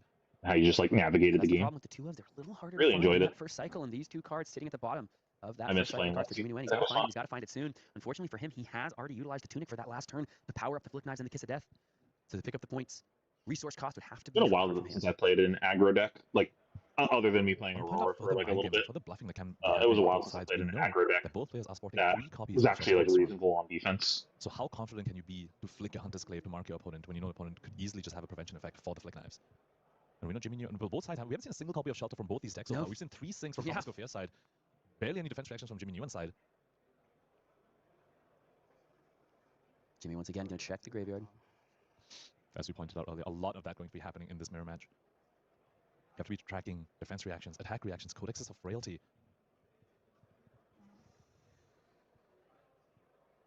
Nine life for Thomas Escoffier. First seed in this tournament, only taken 2 losses so far in Pro Tour Singapore. Facing down the 8th seed, Jimmy Nguyen, but we know how terrifying 8th seeds are in Flesh and Blood. Thomas Escoffier currently undefeated in the mirror match. He doesn't want to take his first loss here against this challenger. Who he has already beat in the Swiss rounds. Round 14 of Swiss was this exact same matchup between these 2 exact same players, and Tom Escoffier did come out on top. Here he is again in top 8 as the highest seed.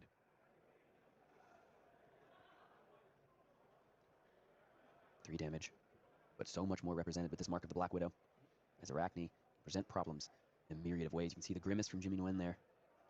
Unsure of exactly how the best way through this turn is. It's a kind of awkward one. Tarantula Toxin in the yard, 4 reds, and a Command and Conquer in the hand. You got to get these turns right in Pro Tour Top 8. And it's more than just this Mark of the Black Widow, Sam. There is a Bonds of Agony now in I don't Jimmy's think Bonds Gravy graveyard, was so now you also have to be worried about the potential take Aurora. of the mantle. Though, which is, I think, if we're something in this Jimmyman is alternate potentially timeline hesitant that Aurora's because still this Mark of legal, Black we Widow could have just also been in out of an nowhere alternate dissolves into Agony, timeline and where that changes CYB your is still turn legal. entirely. If it's just a Mark of Black, And you can I play don't Gravy. want to Decide, live in I'm the just gonna world banish my where Command you and can Conquer play deck, for example, to take over the CYB resources to offset Gravy. anyway. But if it suddenly becomes a Bonds of Agony and the opponent I'll chooses to activate target the Gravy bench, Bones. I'll that discard messes you blue up completely. CYB. I'll now play an ally from my grave. The intensity in the feature match area is palpable. You have to imagine the heartbeats are starting to increase.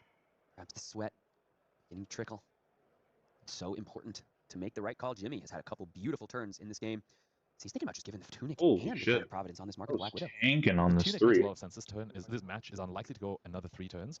The Crown of Providence, though, that one's really I think risky. I'm tanking this long on it.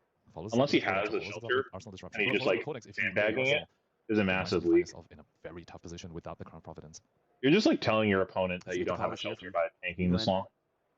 In these situations, you sit there, you think about, well, if it's this, I'd like it to be this. But if it's this, I want to do this. If it's this, I want to do this. And in the end, it's going to be the Hunter's Clave. 1 damage over, down to 15. Mark comes through. Now Mark of the Black Widow gets to take a card from hand. If there's any further reactions? No other reactions. No further reactions is a call, so no take up the mantle shenanigans over here. Just going to be the effect of the Mark of the Black Widow. Command and Conquer is the banish choice for Jimmy Nguyen in an all red I think if you just like snap the the card anyway. block Question is, can Tom Escoffier and just kind of look at your opponent and call them a clown. I think we might be looking at a potential Black Tech They probably Whisperer's don't. turn if They this might Art not of play Desire that. body is going to be able to hit. Getting to banish a You red like- off the top, draw a card and gain a life and continue to go. There's a Tunic counter on 3, as well as a Spike Blood Rod in the hand. Like your opponent just always goes for it. Has to think once again, how do I get this block right? Oh my god, that's so good. More DCYB pass. Potentially has from the Mark of the Black Widow is that Jimmy Nguyen is unlikely to have a defense reaction in this hand, or you would have used it on the Mark of the Black Widow. That opens up the Black Tech Whisperer play. The little more. I don't know how good that deck actually would be, though. though. Blood Rod and Black Tech Whisperers and be confident that it will hit. He will get the go again, and he potentially gets a card draw if the top of Jimmy Nguyen's deck is a red. Of course, Jimmy Nguyen here could tap the Compass of Sunken You don't Depths have and the top the card in- oh wait, no, sorry, that's the 4 Spectral Valor Damage to the Shield top eight. Chi loop at the end of the game. Almost putting the Tarantula Toxin there as a blocking card. Again, giving some equipment. Because it's a hand for Jimmy Nguyen that is an interesting one to try to make work. Because once again, it's just damage, and Thomas Kofi has not fallen low enough to really be threatened by what Jimmy Nguyen's going to be able to present.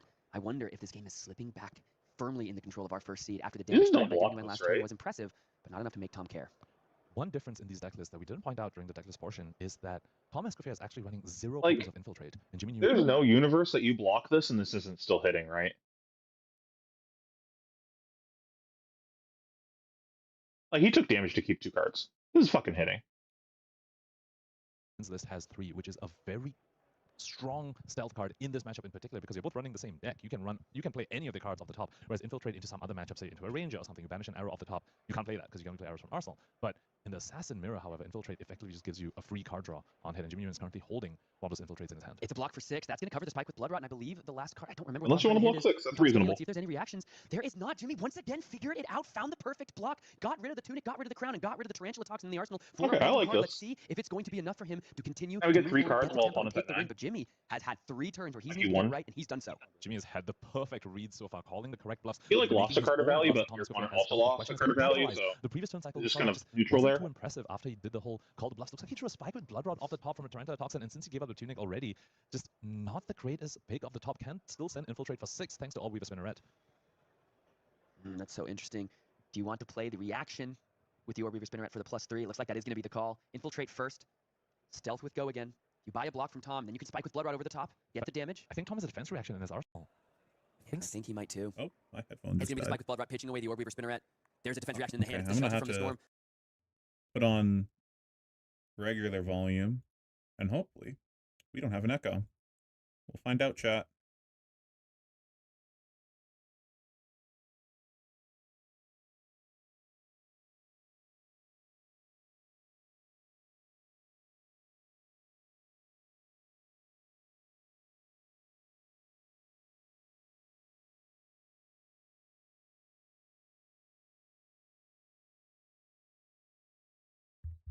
Testing.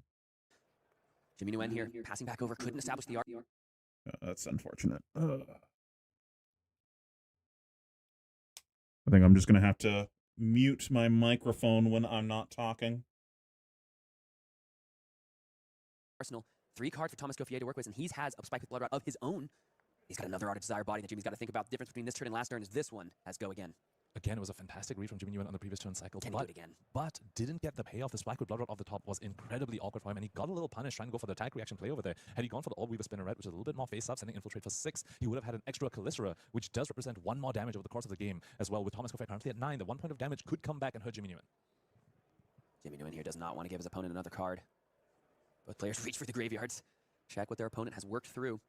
Jimmy Nguyen, probably off that Crown of Providence block, was looking for something like a Codex of Frailty, something to continue after the Infiltrate, utilize the go again, utilize the action point, but instead drew that Spike with Blood Rot, and I think has drawn into another one. I'm just going to block with that. This is not a card he wants to see right now. Spike with Blood Rot block, Spike with Blood Rot played, Shelter from the Storm in response. That's going to block out the Art of Desire body. Is there any follow-up from Tom Escoffier? Yes, there is. There's the Codex, and you can see a little bit of a head shake from Jimmy Nguyen. Tom Escoffier living the dream that Jimmy was looking for on this last turn cycle. Leave No Witnesses, the classic Assassin play Codex into Leave No Witnesses, send a breakpoint at the opponent after you force them to arsenal a card and discard a card as well. And important to point out, Jimmy Nguyen also used his defense reaction on that Art of Desire body, so doesn't have another one right now to cover up the breakpoint that his Leave No Witnesses is presenting. So either he has to just give up his arsenal to Leave No Witnesses, or he has to give up the Flick Knives to protect it, both of which are devastating decisions.